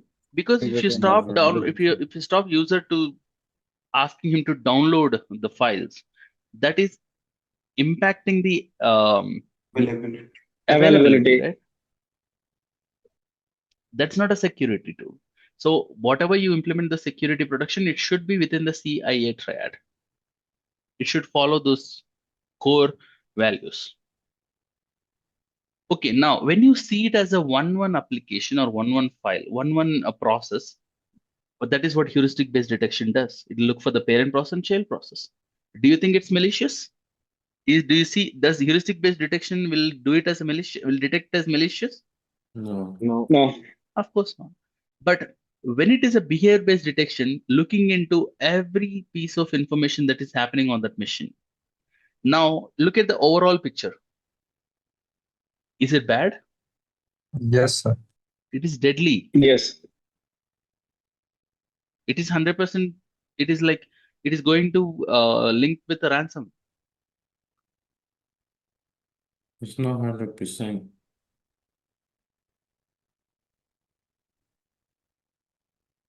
Now you saw. Now you understood the difference between heuristic based and behavior based. Yes, sir. Yes. Perfect. So that's what the behavior based detection is. That is okay. Now, how effective is behavior based detection? At least can we say like at least 90% effective? No. Yes. Easily we can say it, right? Yes. So 90% is Yes. effective, but still there is a deviation of 10%. Again, no security tool says like we detect or protect you 100%.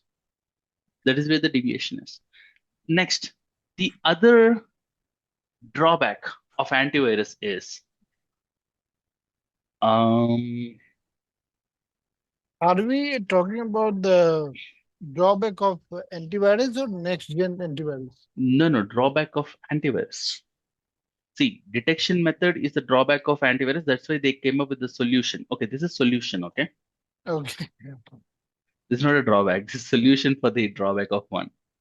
So next, even storage and log representation. So when you have antivirus, what only thing that you have is one raw event that is pushed to SIEM. Am I right? Is there any SOC analyst who can log into antivirus and then do the investigation? Do they need it? No, not exactly. No, not exactly needed. All they need is some raw string event which generates, okay, this activity happened or file is malicious, file is bad, identified, or suspicious behavior identified. But will you be able to log into it and then check the entire process and do further any investigation on it? No. No. That is another drawback, which is scope of Visibility. investigation. That's what I was calling visibility. Scope of investigation and lack of visibility. That's a good point. That is what something I am lacking.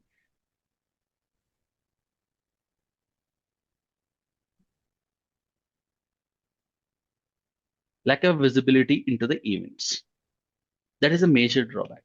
Now, how does this next-gen antivirus have come up with? So does anybody use next-gen antivirus? Maybe the Symantec, McAfee, the recent generations. They are the new next-gen antivirus. So in the Symantec or next-gen antivirus, you will have access to the console. I mean, you as in the sense you as a SOC admin, or you as a SOC analyst, not as an endpoint user or end user. It will show most of the detection. It will generate you some reports. It will show you some events. It will give you some data about that particular system or your network or entire organization. It will represent some data, which will be helpful for you for further investigation.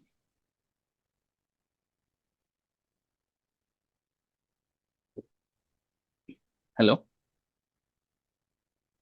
Yes, sir. Okay. Hope you all are clear on that. And second one, when it comes to lack of visibility. Now let's say your mission is trying to connect with the malicious domains. Does your AV will be able to detect, I mean, traditional antivirus, will it detect the network DNS traffic? No. Of course It not. cannot. But the next gen antivirus, have you heard of this McAfee Safe Browse? Yeah. Yes. I think I used it back in 2015 or 16. I don't remember. That is when I first used McAfee Safe Browse. It will, whenever you are going through any of the websites, first it will check its reputation. Whenever it is categorized as bad, it will say you are accessing a harmful website. And it will ask you for your consent. You still want it to go. If it is a malicious website, it will not let you to go. You guys remember? Anybody using that particular setup? Yeah. But it was way back. All right. So that is what one of the advantage got covered solution that was brought. Detection is complete and scope is complete. What could be the next advantage?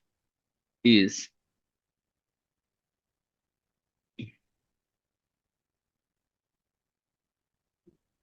or I would say instead of performance, I can say impact on endpoint.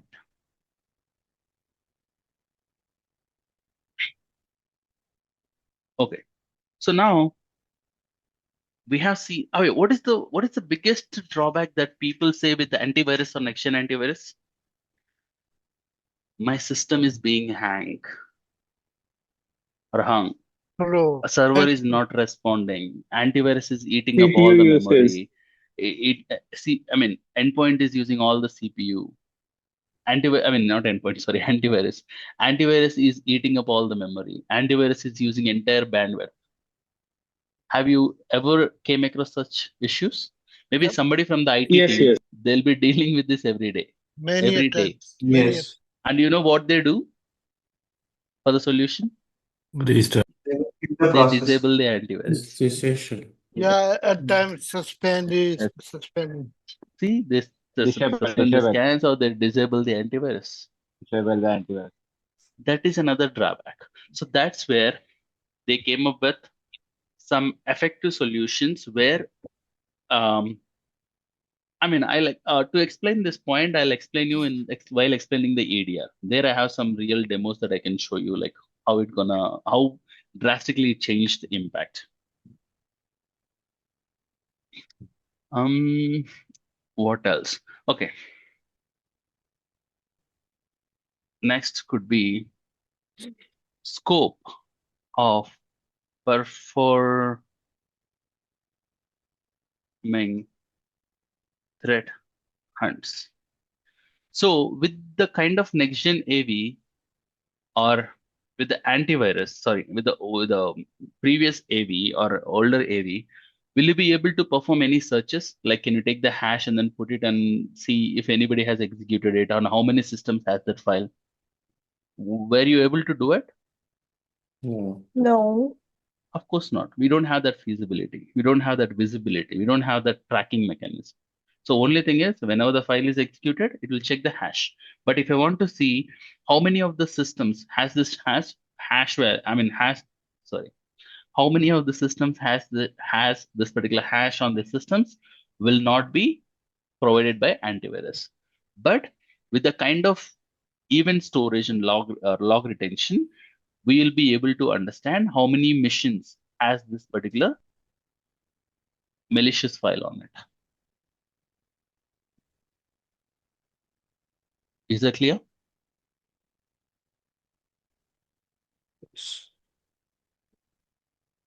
Okay. So now next gen. Point number 3 is a drawback. Point number 4 is the advantage. It is an advantage for threat hunt. Next gen antivirus and disadvantage for traditional antivirus.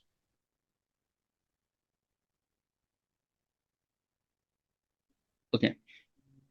Let me repeat this. Maybe I'll remove this from here. So when it comes to detection and prevention mechanisms, next-gen antivirus has overcome that drawback by bringing something called as behavior-based detection. Is that clear? Yeah. Second one, coming to the log retention and event storage and lack of visibility or scope of investigation, next-gen antivirus brought up by saving the logs within that particular tool for 30 days. Minimum of 30 days or a week. And next, impact on endpoint. So performance of the host is being impacted by using older versions or traditional antivirus. And next-gen antivirus have came up with most efficient and refined usage of agent on an endpoint. And next, scope of performing threat hunts. So with the traditional antivirus, of course, you said there is no log retention. There is no other way it is going to scan for the hashes or look for the hashes unless they are executed. So scope of performing threat hunting is 0 in next-gen, older traditional antivirus. But in next-gen antivirus, you have that scope. These are some of the drawbacks and advantages of next-gen antivirus. See, antivirus and next-gen antivirus are not different solutions. They are same. But it has some additional extension, extended features in addition with traditional antivirus. That is what we call it as next-gen antivirus. So we can say next-gen antivirus is the software release of the antivirus, like it has the bug fixes and new features added. You can say, but the only thing is the entire, see, what is the core functionality of antivirus or any solution? The detection and prevention mechanism, right? Yep. If that is being changed, then you can still can't tie it with the previous one. If engine is changed, then obviously you can't call it as a facelift, right?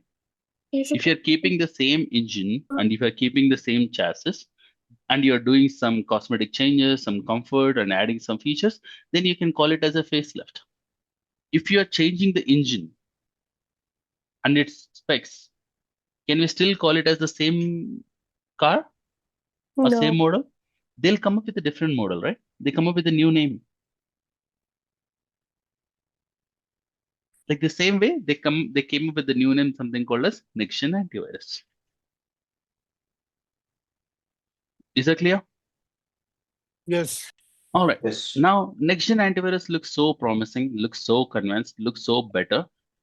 But are you safe with next-gen antivirus? I mean, of course you can feel safe, but then why the people has come to a need of a tool called EDR? Why the people had to upgrade from next-gen antivirus to EDR? Because there are still some drawbacks within next-gen antivirus. And to overcome that, they brought something called as EDR solution. Yeah. Okay. Now, from the detection and prevention perspective, this next-gen antivirus looks amazing, isn't it? It is doing all the job. But let's say you're working on a machine and that host is compromised and it is still communicating with the C2C. Now you want to stop that machine, and also it is trying to spread the worm within the network. Okay. And that particular user connected the laptop in his office or somewhere in his cabin, and then he locked the cabin and he's on a vacation now. Imagine the situation. Let's say you are a manager in an office and you have got a closed cabin and you have your laptop there and you connected it to the internet, of course, the LAN cable, and your machine got infected. And the day that infected, you went out of office and you were on a vacation for a long leave, like let's say a week or so.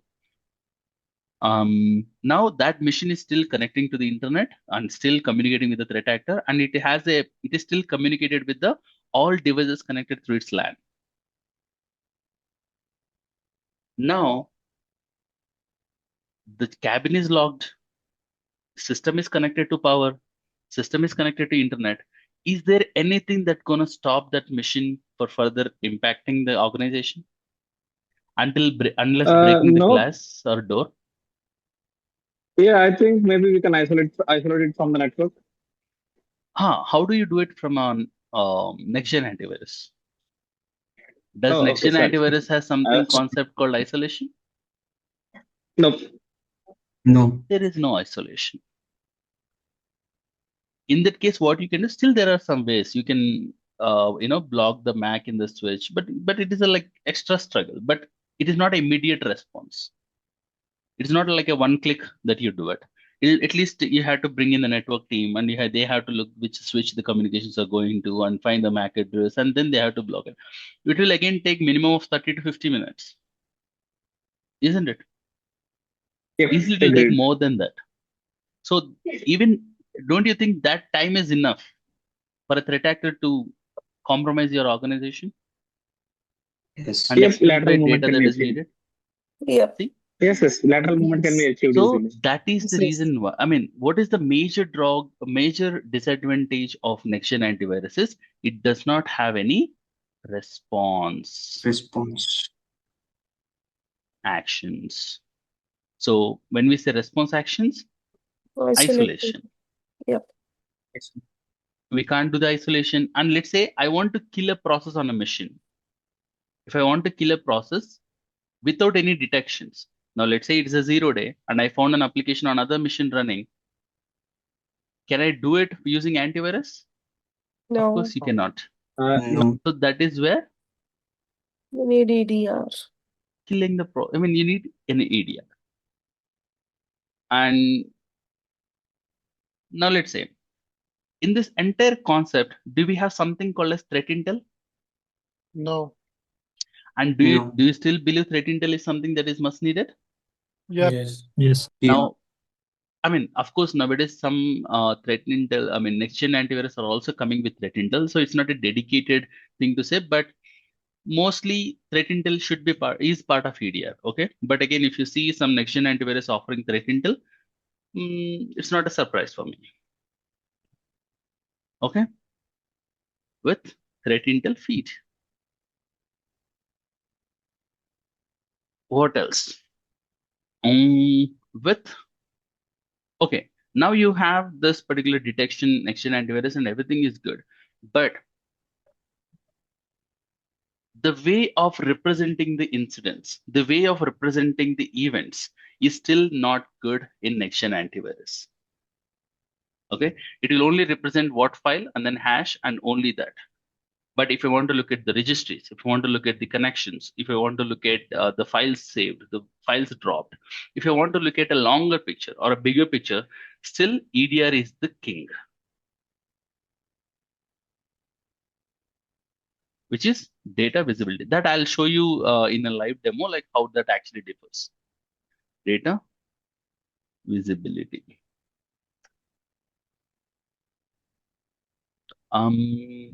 And what else?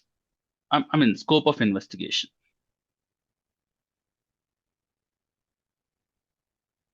Okay, so these are some of added benefits. I mean, I'm listing only few, which are like core, but EDR is like it has more opportunity. I mean, benefits than this. Okay, the other thing is, do you think your next-gen antivirus can control your people or users using pen drive or USBs on the machine? No. I mean, what I call is device control. Does it have a device control? It will not. Maybe, but Windows have it, but you can use it, but it's a different story. Does the next-gen antivirus have a firewall, host-based firewall? No. But EDR does. So like these are just some of the features, but it has way list of features that it can. So because of these drawbacks, people came up with a new solution that is called as endpoint detection and response. Am I clear? Yes. So that is how we evolved from traditional AV, next-gen AV, and then EDR, and next we are moving to XDR. XDR stands for Extended detection Yeah, response. Extended detection and response.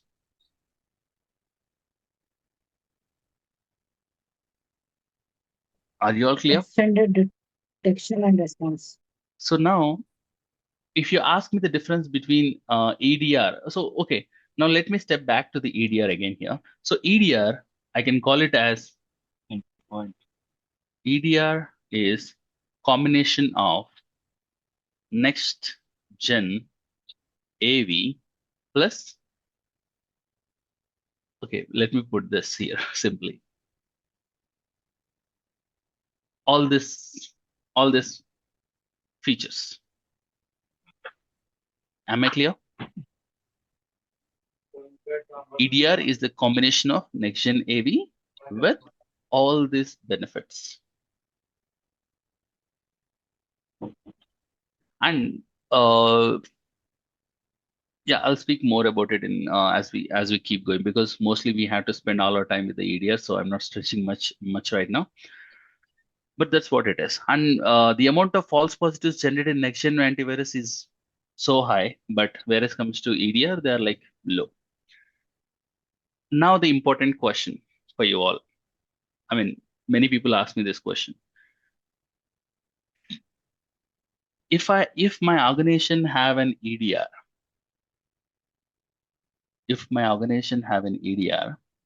do I need to purchase antivirus again?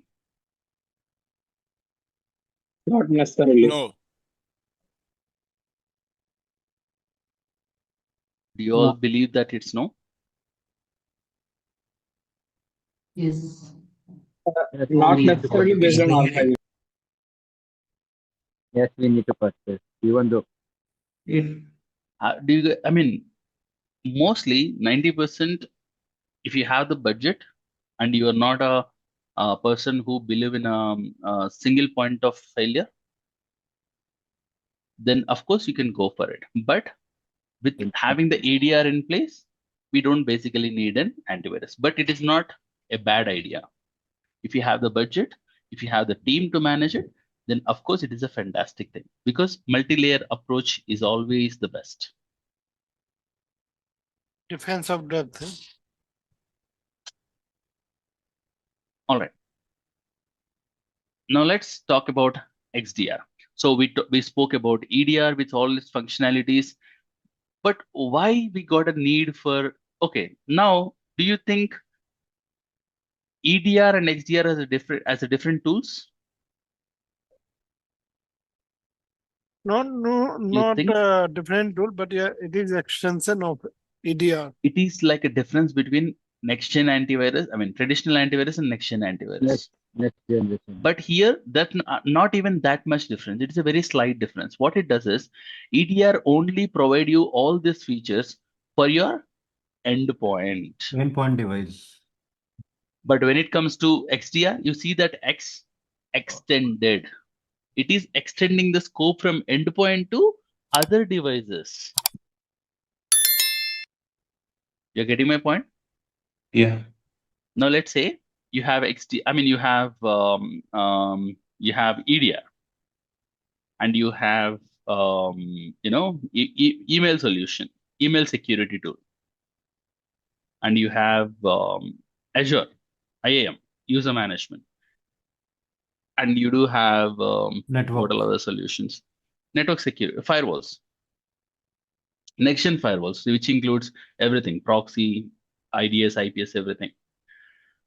Now these are the different set of tools that you have. Let's imagine. Now, what EDR is doing, only looking at this particular area. Am I right? Hello. Yes. Now, Yes. email security is only looking at emails. Am I right? And Azure is only looking at user login. Yes. Azure or AD is looking at only at user behavior, user login activity. Firewalls is only looking at traffic that is coming and exiting. Am I correct? Yes. Is there any relation between this? As of now, No. there is no. Now imagine if I am an attacker, if I want to compromise an endpoint, what is the first thing I have to do? I have to send a phishing email, Yes. right? I mean, one scenario, I have to send a phishing email. So first step is phishing email. So what usually you have in a phishing email? URL. Malicious URL. A suspicious or malicious link. And that if I want to click on the link, which security tool handles this URLs? Proxy. Firewall. Proxy or firewall. Proxy server. Now, if there is any abnormal in a if email is suspicious, which tool will give an alert? Security. Email gateway. Email gateway. Link is malicious. Email gateway. Which solution will give alert? Email gateways. Proxy. And now after this, let's say user clicked on a phishing link and given up his credentials, and they observed some abnormal logins in Azure. SIEM solution. Authentication logs. Authentication logs, which is in Azure and are AD. And this improper sign-in logins are in AD, and it represents account takeover, right? Yes. Now, if you see each and every activity individually, they are like different alerts. But when you look at the bigger scope, they all related to one single attack. Am I right? Everybody, are you able to follow with me? Yep. Now, you might ask a question. That is why we have a SIEM for correlation. Then what is the need of XDR? What is the responsibility of SIEM? Log storage and more visibility. Only for detection. Yeah. Will it protect you from the phishing email? No, it's basically Will it collecting the logs and sending the logs. Generate alerts. Exactly. It will not provide you any sort of protection. It will only detect the correlation. Now, EDR, what it does, XDR, what it does is it will provide you that response. Now, with a single click, I can block an email. I can delete the email from user's mailbox. With one click, I can block the domain in the proxy. With one click, I can reset the password or disable the user account. Isn't that beautiful? Yep. That is where, because all these efforts, if you see, all these evolution efforts are going to reduce the response time that an incident responder or a SOC analyst to take to investigate and to respond to that particular threat, to neutralize the threat. So you are saying the difference between the SIEM and the XDR is that the XDR also provides response. XDR is basically response. It has the control over other tools. But whereas SIEM, it just takes the logs. It is just one way. But whereas XDR, it is like having the control on it. It has that response actions. Maybe you can read more about XDR, and I'm not going to speak more about XDR because it is not part of our concept or syllabus. We need to stick to the EDR, but I know most of you will be curious, so that's the reason why I covered this XDR part. So that is the difference between.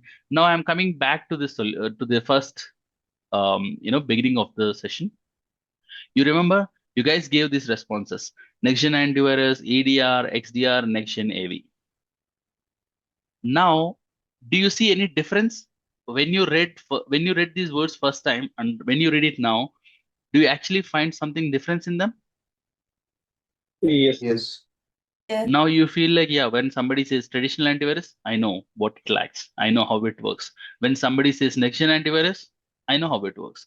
When somebody says EDR and XDR, I know how they work. Are you confident on it? Yes. I mean, from theory perspective. Yeah. Yes, sir. All right. That is what the introduction to the EDR. So now we are in the topic of EDR. So from the next session, I'll cover you more in-depth concept of EDR. So when we say EDR, we deal with something called as CrowdStrike. Have you guys heard of CrowdStrike? Yes. CrowdStrike. Yes. CrowdStrike. Okay. Falcon. Many people confused between CrowdStrike and Falcon. So what is CrowdStrike and what is Falcon? So CrowdStrike is the name of the company, and Falcon is its product for EDR. Am I clear? Yes, yes. Yeah, if everybody remembers, there is a blue screen in 2024 because of Falcon. Thanks that you brought up. Yeah. So CrowdStrike is the company name and Falcon is its product. Simple. Now, if somebody says CrowdStrike Falcon, then you know what it is. They're referring to an EDR.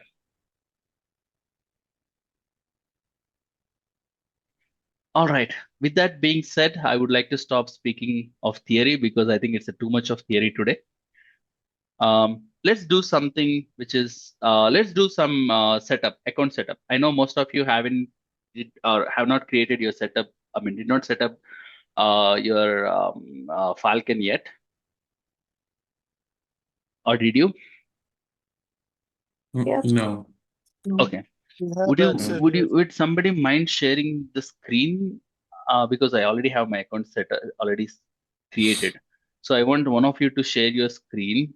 I mean, if you're willing to, and I'll help you. I mean, I'll reference your screen to show how to set up. Okay. Yeah, I'm listening. Should I share my screen? Sure. Before that, you have your credential email that you received? Yes, sir. Okay. And next thing is, did you install any of the MFA tool on your phone?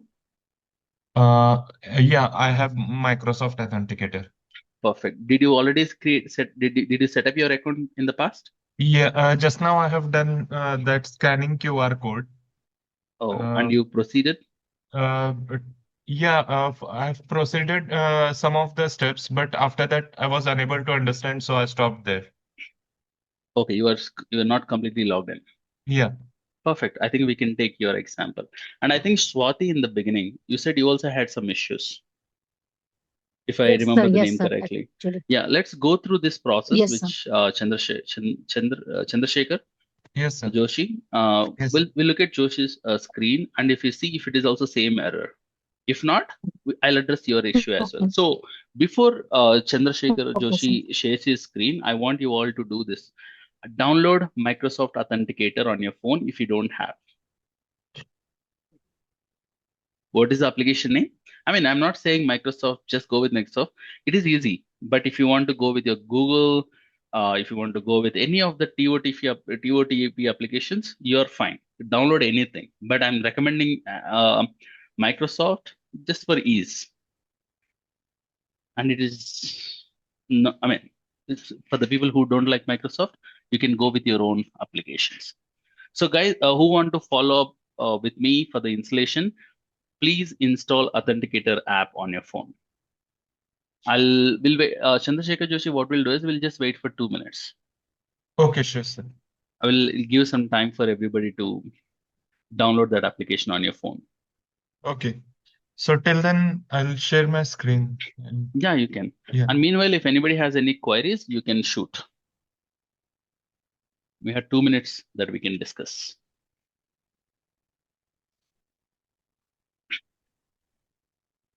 Download Google Authenticator, is it? Yes, Google Authenticator. Not Google or Microsoft, anything. Anything is But I have sent you a request to share the screen. Oh yeah, I'm allowing it.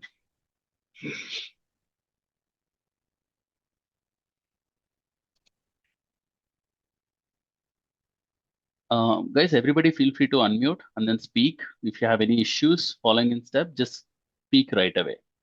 Because this is an important step. Mostly you have a PDF already shared with you that has an easy step-by-step process, but still, I just want to make sure you all are on the same page. Okay, just wait here, Chandrasekhar, on the screen. Wait for the Arvind, people to download. Yeah, go on. yeah, so I can see a QR code. So if I'm scanning that, the application is passwords, am I right? Let's wait for it. Let's go step by step. First Okay. step is Do you all downloaded that application on your phones? Just give a thumbs up or say yes, whatever you like. Yes, sir. Yeah. Okay, I see a So the question in the Microsoft chat. I see a Authenticator app. question in the chat. Yeah, anything that you like, any TOTP applications. I see a question, question from Ahmad. Most of the interviewer ask, what is the difference between EDR and XDR? What will be the answer? You tell me now.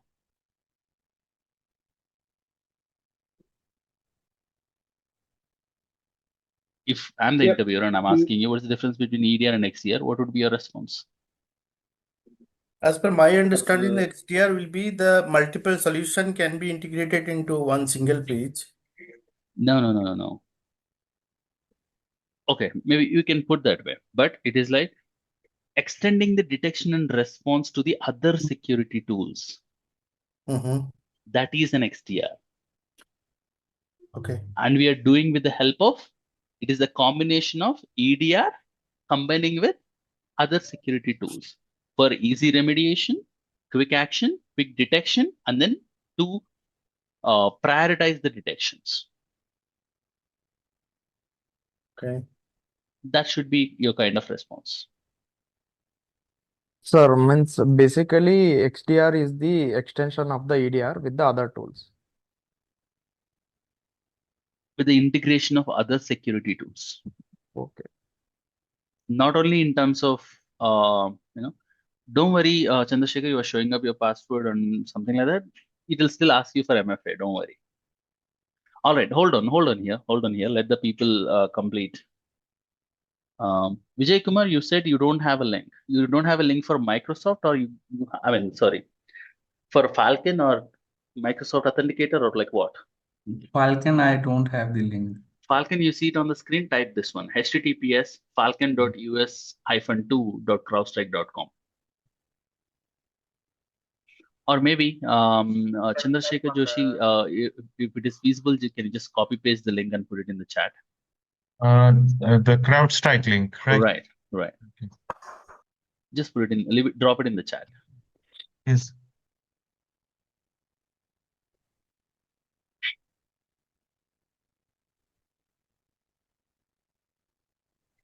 Yeah, feel free to stop sharing your screen if you want to. Okay, sure. Okay, I guess rest of you have downloaded your authenticator on your phones. Yep. Yes, now sir. let's go with the next step. So what you have to do is first you have to access the link, which you see on the screen or which is in the chat box there. I don't have CrowdStrike Falcon credentials. So whosoever doesn't have CrowdStrike Falcon credentials, please feel free to reach out to the admin, Deepender or Dilpender Singh. I'll share you the contact. You have to message him one-to-one.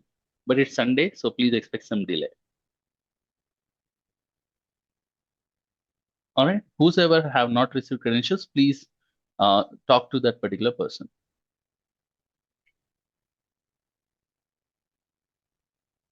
Sure, Vijay, I got your concern. You can just directly message the person. I'll pin the contact here.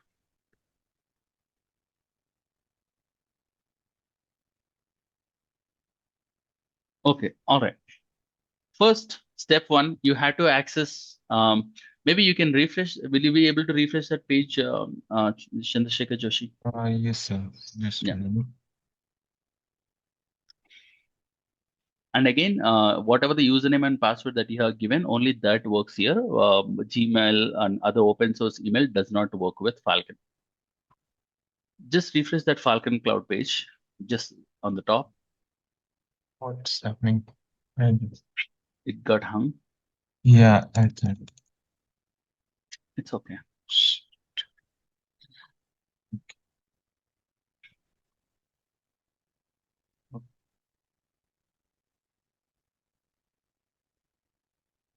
Do you see any response?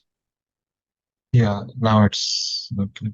Just a minute, I'll just insert a password.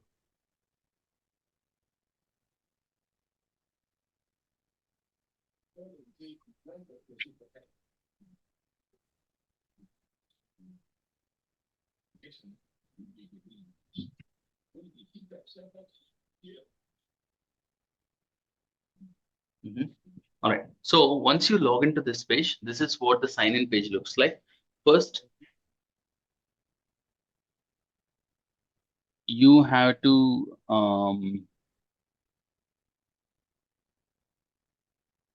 the SIM expert email, yeah, you can reach out, but better you do the direct message to in the WhatsApp for the contact that I'll share in some time.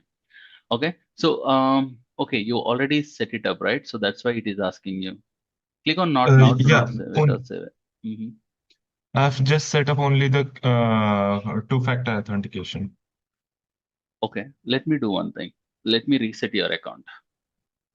Okay. What you do is you just delete the code that you have, like whatever the integration that you did, like whatever you already registered on your authenticator, just delete it. I mean, swipe to the left, you will see an option to delete. So yeah, from authenticator that SIM expert mail has been removed now. Perfect. So guys, wait for a minute. I'll quickly reset account for Chandrasekhar. Then you will see that page how to enroll for it. I mean, you will see the actual page of enrollment. Just bear with me for a few minutes. Can you just help me with your username, Chandrasekhar? Yes, email sir. or Just a minute. Yeah. Yeah, it's Chandrasekhar, C Okay, capital. hold on. Let me navigate.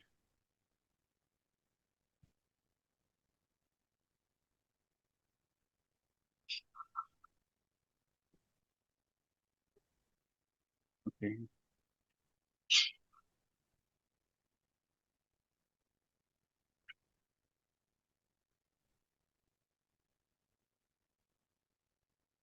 Okay, chandrasekhar.march@SIMExpert. Is that? Yes, sir. Yes, sir. Okay. I'm going to reset your MFA. Okay. And see if that helps. Hold on, just try after a minute. Yes. Yeah, I did reset your MFA as of now. So guys, let's follow step by step. So the one which you're seeing the screen is the login page that you get when you access Falcon us2.crowdstrike.com. So now here, Chandrasekhar, go ahead and give your email. The SIM expert's email, whatever you received over the email. Yeah.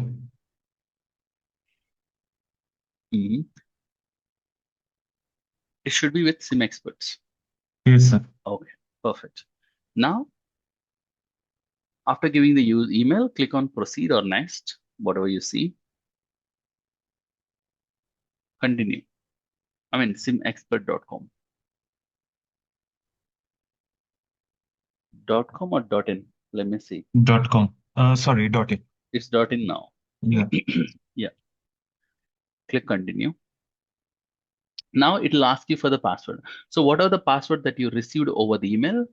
Keep it here. I hope you are following up on parallelly. Please feel free to unmute and then see if you come Yes. across any roadblocks.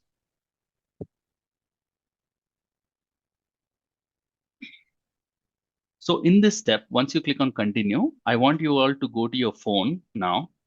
Now, maybe you can, okay. Now you follow the steps here. First, downloading the Authenticator app, which we already did. So now if you're using Microsoft Authenticator or any sort of authenticator, you will see a plus icon. Yes. You will see a plus icon and click on plus and you set up it as a personal account or a work account. It's up to you. So go for anything that you want.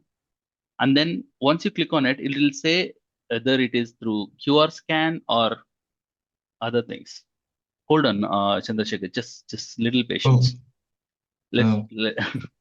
Okay, just scan the QR code on your account, not something that you see on the screen. That QR belongs to Chandrasekhar Joshi. Okay, so once you scan the QR, your account will be created and then it will show a password, a OTP with a seconds with the seconds shown there.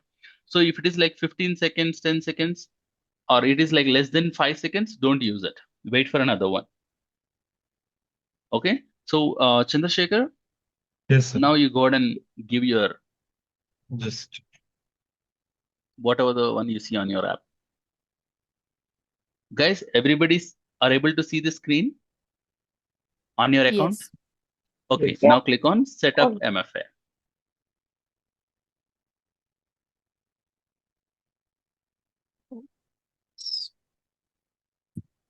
Boom, there you go. That is the Falcon console.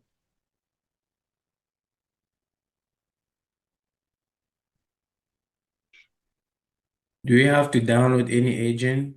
No, nothing. It's through browser. hello. So previously it was asking me to download some sensors. So in that case, I got a bit Is there? confused for that. No. Okay.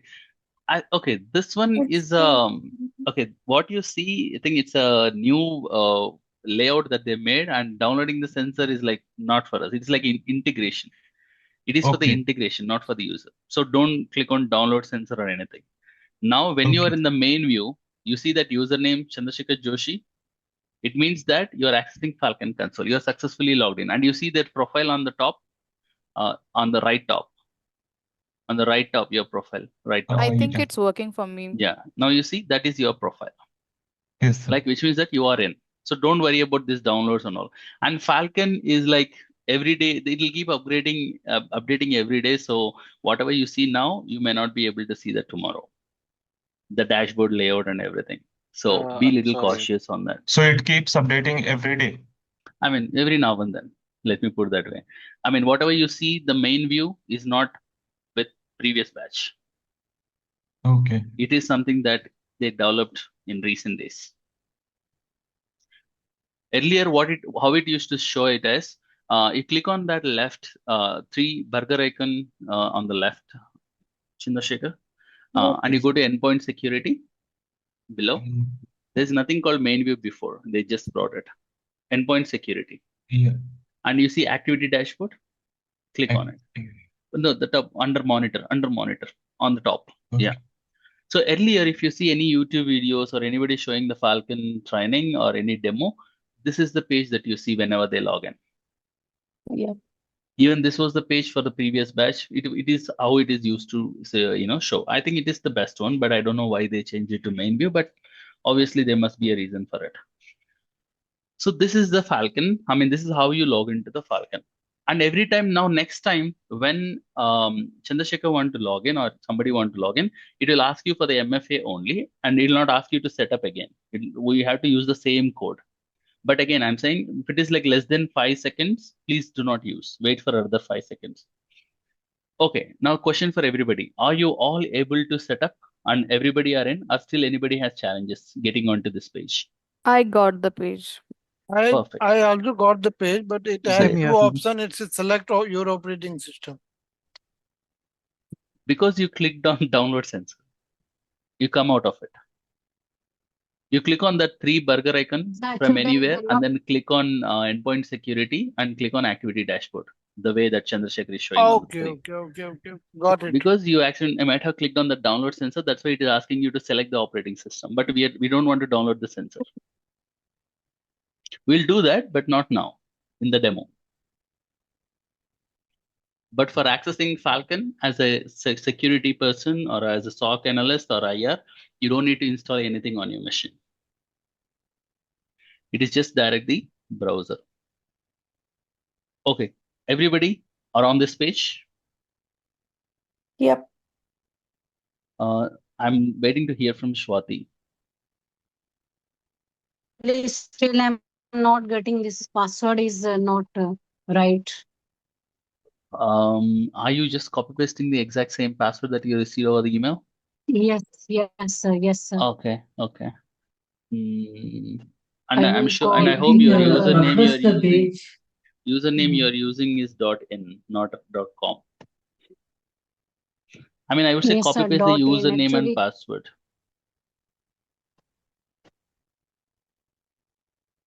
All right, do one thing. Message that person, or you talk to Shivani or Dilpinder Singh. I'll share those details with you. They'll be able to help you out. yes, sir. Tomorrow I will check with them. Perfect. So once again, I'm asking you, does anybody see any roadblocks in this process? Don't feel hesitant. Feel free to speak. This 15 minutes is just for you Actually, I'm not to getting speak. this dashboard.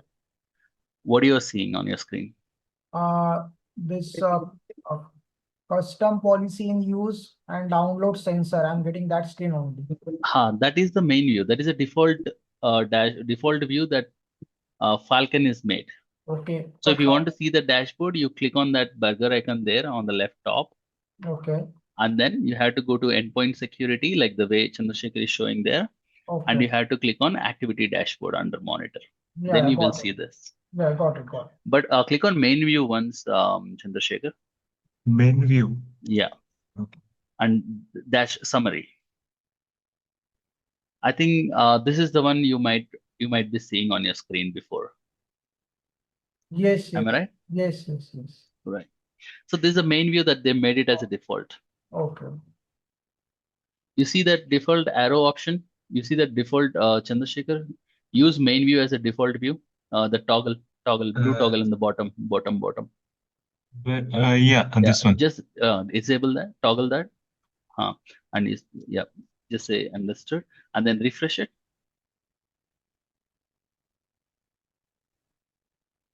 And remove that hub and summary in the URI.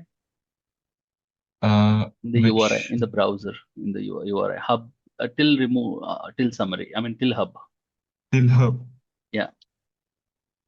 Now just refresh it, enter it, and log in now. Okay, it'll.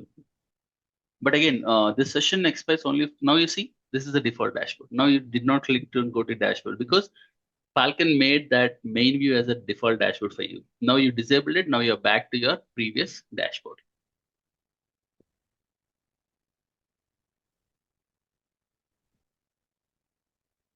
Is that clear? Yes. Everybody are able to Yes, set up sir. successfully and log in without any Yep. issues, other than the people I got the messages here. All Yes. good. Excellent. Okay, I think we have 10 more minutes. 12 more minutes. If anybody have any questions, this 12 minutes is open for Q&A. Okay, Arvind, so I have a doubt, like, so as we Just have, a second. yeah. Sorry to interrupt. Chandrasekhar, you can feel free to stop sharing your screen. Okay, sir. Sure. Thank you Yeah. so much. I appreciate it. Thank you, sir. Yeah, go on. Sorry.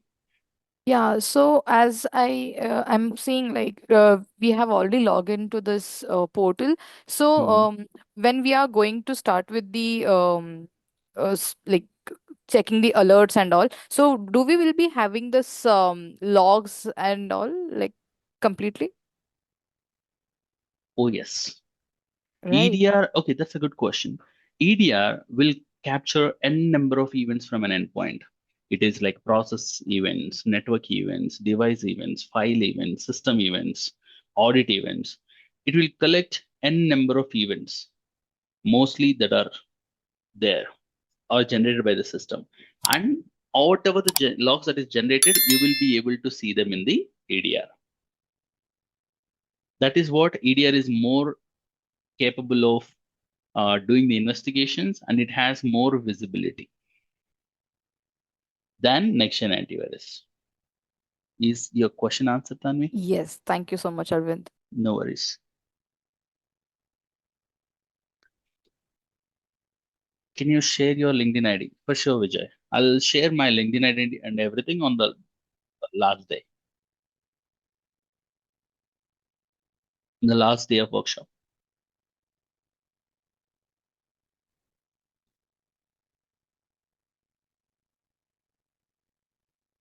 Arvind, also, like, this is not about you, but it was like when we were taking training from Sulabh.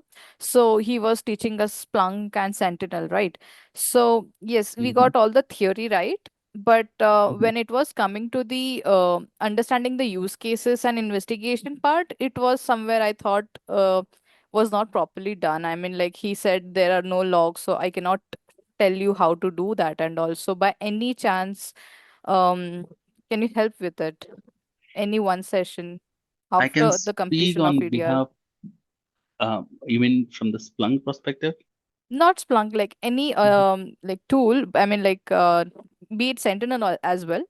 But what I was expecting is like there should be an alert, okay? Then we are seeing the logs related to it, and then to be taught like how to write an investigation and all. Because Oh yeah, absolutely. I'll be doing it. So what One we'll do complete is we investigation will. of an alert.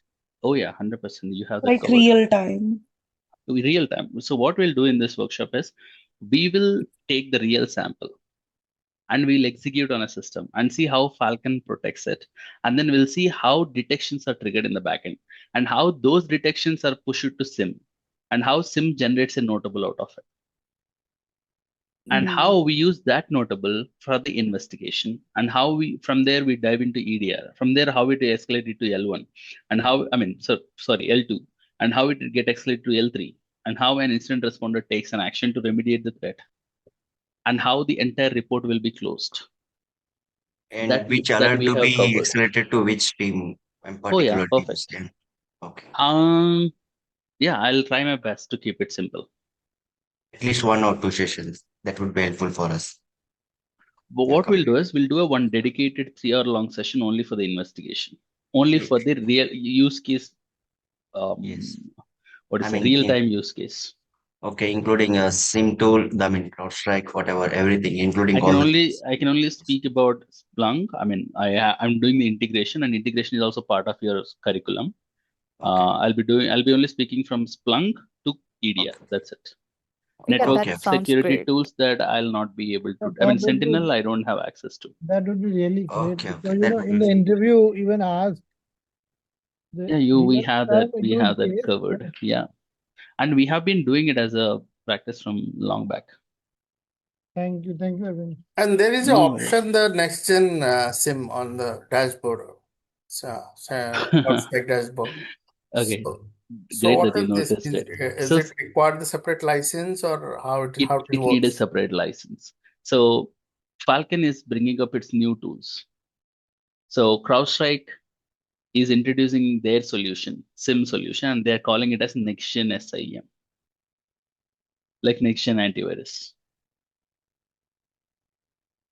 You're getting my point? Yes. So as a basic, we get a default license now as a demo, but as we keep going and once they bring fully into production, I'm sure it will be like license. I mean, it requires a license. You can That's check a the log different from the SIM module, as or well, that's a right? different module together. We can Like check it the works, it works exactly like SIE, Okay. but it is like, but it's next gen, like more advanced. Okay. You can Google it. There are so many news letterheads that documents, articles that Falcon or CrowdStrike released for the next gen SIEM. Even Splunk is also working for next gen. Everybody are like focusing on next gen SIEMs now because SIEM has been in the market for a decade now. So now they are looking for an upgrade. Because the first SIEM that I used was Arcsite, and that was back in 2015 or 16. Now I don't think anybody is using Arcsite. And I have Arcsite was one query owned by here. HP. Yeah, go on. Apart from my EDR, let's say I Mhm. have XDR solution Okay. and I don't have any email security solution. I have only Mhm. M365 Exchange. Right. So M365. Okay. yeah, can I integrate the M365 Exchange with the XDR? Means CrowdStrike That XDR? we had to check the capability or um, capability of that particular application with the Falcon. Okay. So there is something called as App Store. See, everything in Falcon runs with the apps like Splunk. Okay. Okay, you have to see if there is an XDR app built for Exchange. Okay. If there is, of course, yes, you are covered. But I think it will be very limited. Okay. Sir, yeah, when so some company they have only CrowdStrike as the major tool. So why they don't use the SIEM tool like Splunk and other, like it works like both? Is there Or- any Okay, you're saying the people are only using EDR, not SIEM. Yeah, they have a Oh, like who are they? How confident they are? I'm surprised. Yeah, EDR only that's very saves the logs. EDR saves the logs I only think for it's the 7 other way days. around mostly. If you want to It's the other way store the around log, mostly. could be. If you want to save the logs in a EDR for 1 year, then entire annual revenue goes to EDR itself. Mm-hmm. It is so Okay. expensive. It is damn expensive. Yeah. CrowdStrike. And Splunk is cheap, very cheap comparatively. So if they only using CrowdStrike, how the Mhm. logs they checking like on CrowdStrike? Because if they don't have any It other. depends on the size of the organization, firstly.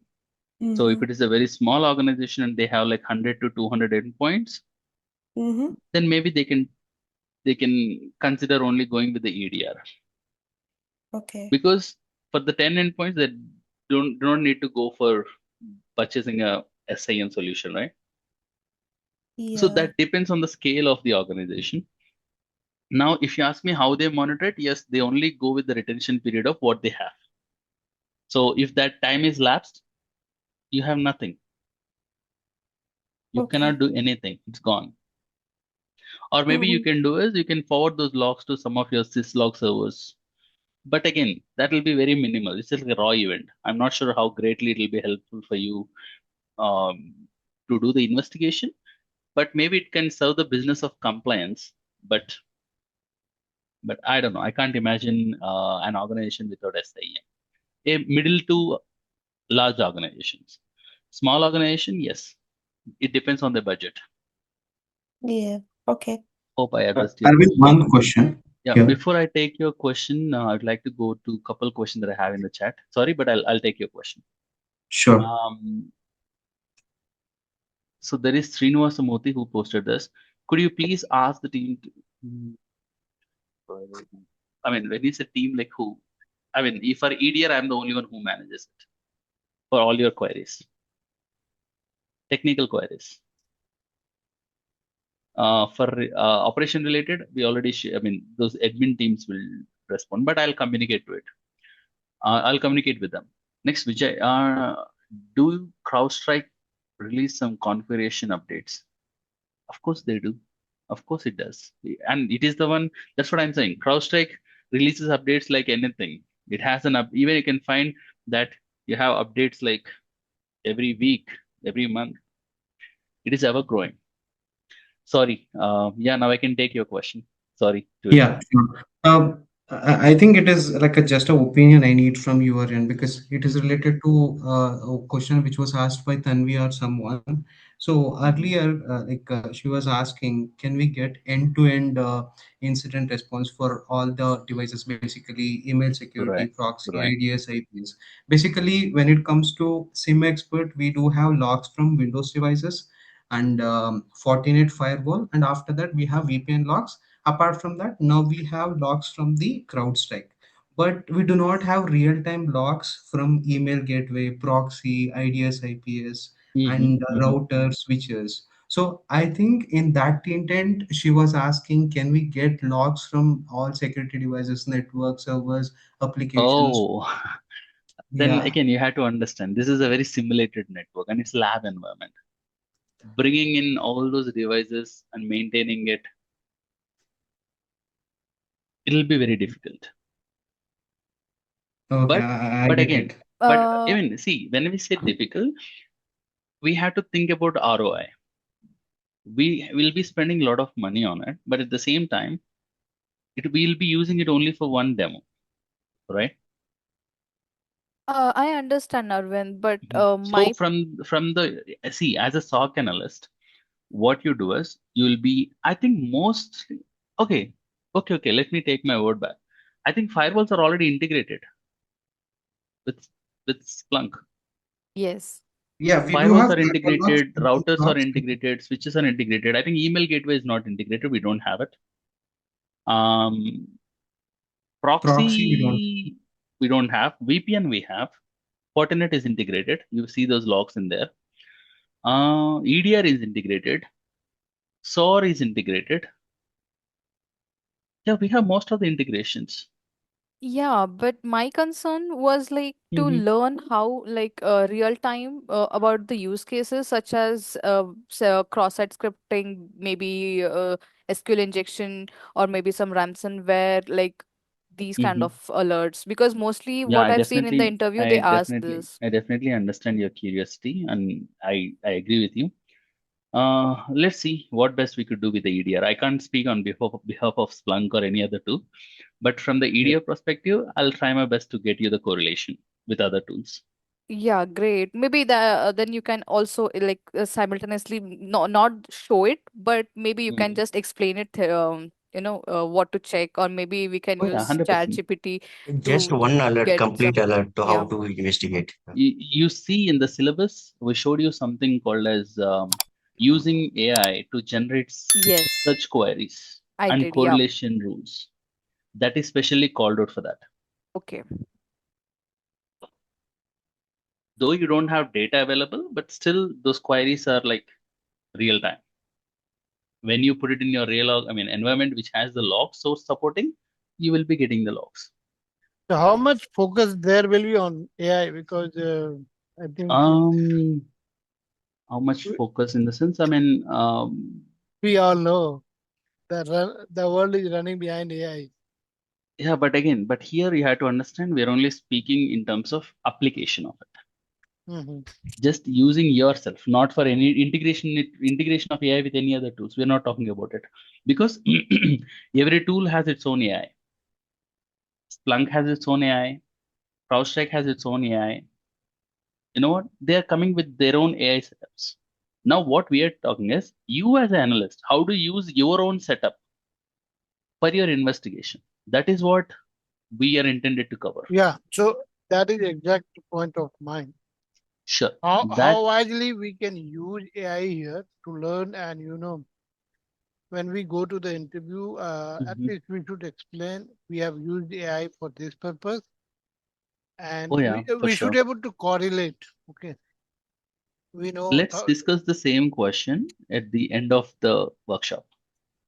Sure. Then it'll be more relevant to explain. I think there you will find your own answers. Oh, that would be great. Thank you.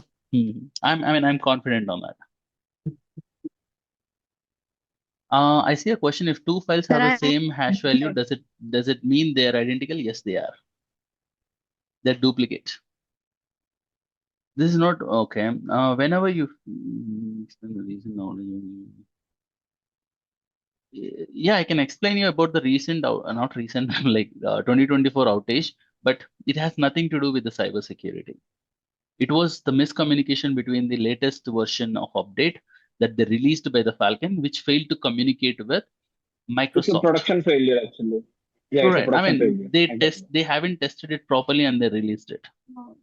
And whosoever got installed, Microsoft tried to install the updates, but it kept failing. That performed like a denial of service.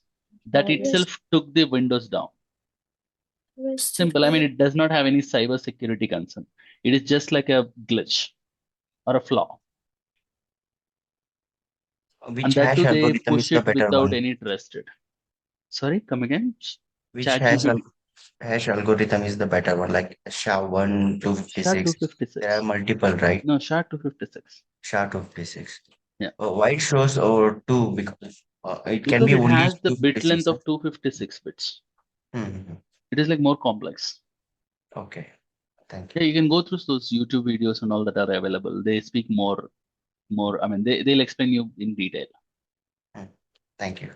All right. With that being said, we exactly hit our time or clock. I hope you all are getting some interest towards the topics. I'm making you to get that interest. I hope. Yes, If not, definitely. if anybody has any issues, you can always reach me out on WhatsApp group.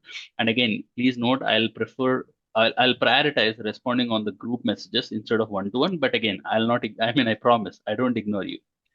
I'll respond back, but based on my leisure time.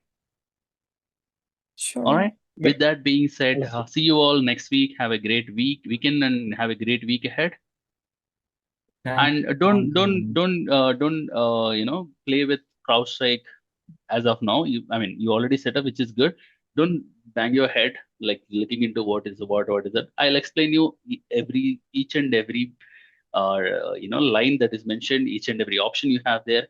Everything I'll explain you in the coming days. So don't try for it as of Arvind, sorry to interrupt. now. Arvind, sorry to interrupt. The Go on. access which was provided to us for CrowdStrike was viewer, right? Can you show us what admin privileges have? Yeah, that's what I'm saying. We'll go step by step. Sir, please share Okay, sure. the notes in the group. You all got an admin access.